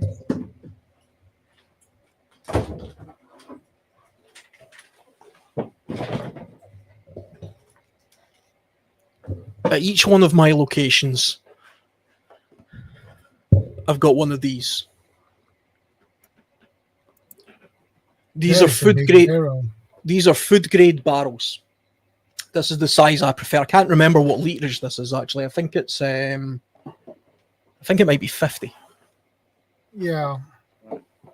I think it's a 50 liter. I have one of these, and they're basically buried and they're watertight. And inside there, I've got 30 days supplies. Yep, so in theory, I could spend 6 months in the wilderness in this country just based on me traveling between my caches. And then, after that period of time, I would have to do something else, but that's a very long time. Yeah, it is. Yeah, very good. They're good containers, them. Very good containers, and yeah, they're great. They're actually they're food storage containers. That's what grain and stuff comes in. So you can get them. Yeah, I used to work for a shipping company, and we used to ship all kinds of size, different barrels like you got there. We used to ship the metal containers. We used to ship crates, cars. I've got a quick story to tell you. I got done for speeding to Wales one morning because I was supposed to deliver this car to the shipping company. I was working for a shipping company, and I got caught doing 104 miles an hour. But the judge let me off because my company said, "Well, he's our driver, and without him, we'd be lost." So somehow I got grace and got off with it. Anyway, we used to ship those containers. Sometimes I'd have to pick them up, those barrels rather. Sorry, I used to pick them up from people's homes, and I'd say, what have you got in here, Mum? It's well heavy. I can't put that on the truck. And she'd say, beans, rice, and like I'm thinking, wow, these people are shipping beans, rice from the UK to the West Indies, and all other kinds of things. I'd be like, say a little joke. I'd say, what's in there? What's in the barrel, Mum? What have you done to? Anyway, I was going to say, what have you done to her other half? It was a joke. That's a bad joke. Sorry, I shouldn't say jokes like that. I'm sorry. It's coarse jesting. Excuse me. Anyway, those barrels are great, and you're right. Having stashes like that is a fantastic idea. And I don't want to take up more of Shadow's time. He's only had 5 hours sleep last night, and appreciate you, Shadow. Appreciate you, Alan. Everybody in the chat, CR, everybody, Bob. Yeah, it's always good talking to you as well. I like these conversations. I always learn something when I come on these chats, which is great. Yeah, it keeps us thinking. It helps us. That's why I really appreciate Shadow, because it's kind of like it's getting us having a conversation at least, and this is great. Yeah. In a world where they're saying don't have a conversation, it's like they're the ones who want to speak all the time. They don't let us speak. And if people speak, they try and arrest you for something. Shadow, you Yeah. said something. Shadow, the police are going to knock on your door now because you said something. Shadow spoke. How dare you speak, Shadow? Anyway, sorry, Shadow. God bless you, brother. God bless you too, brother. Well, I'm pretty tired, so I think I wrap things up now, guys. So, thanks for stopping by. I appreciate it. And we'll see you in the next one. And remember, be part of the solution, not the problem. And stay safe. And God bless. Thanks, everybody. See you later. Good night, everyone. God bless everyone. Thanks, Shadow. You're very welcome. Let's see.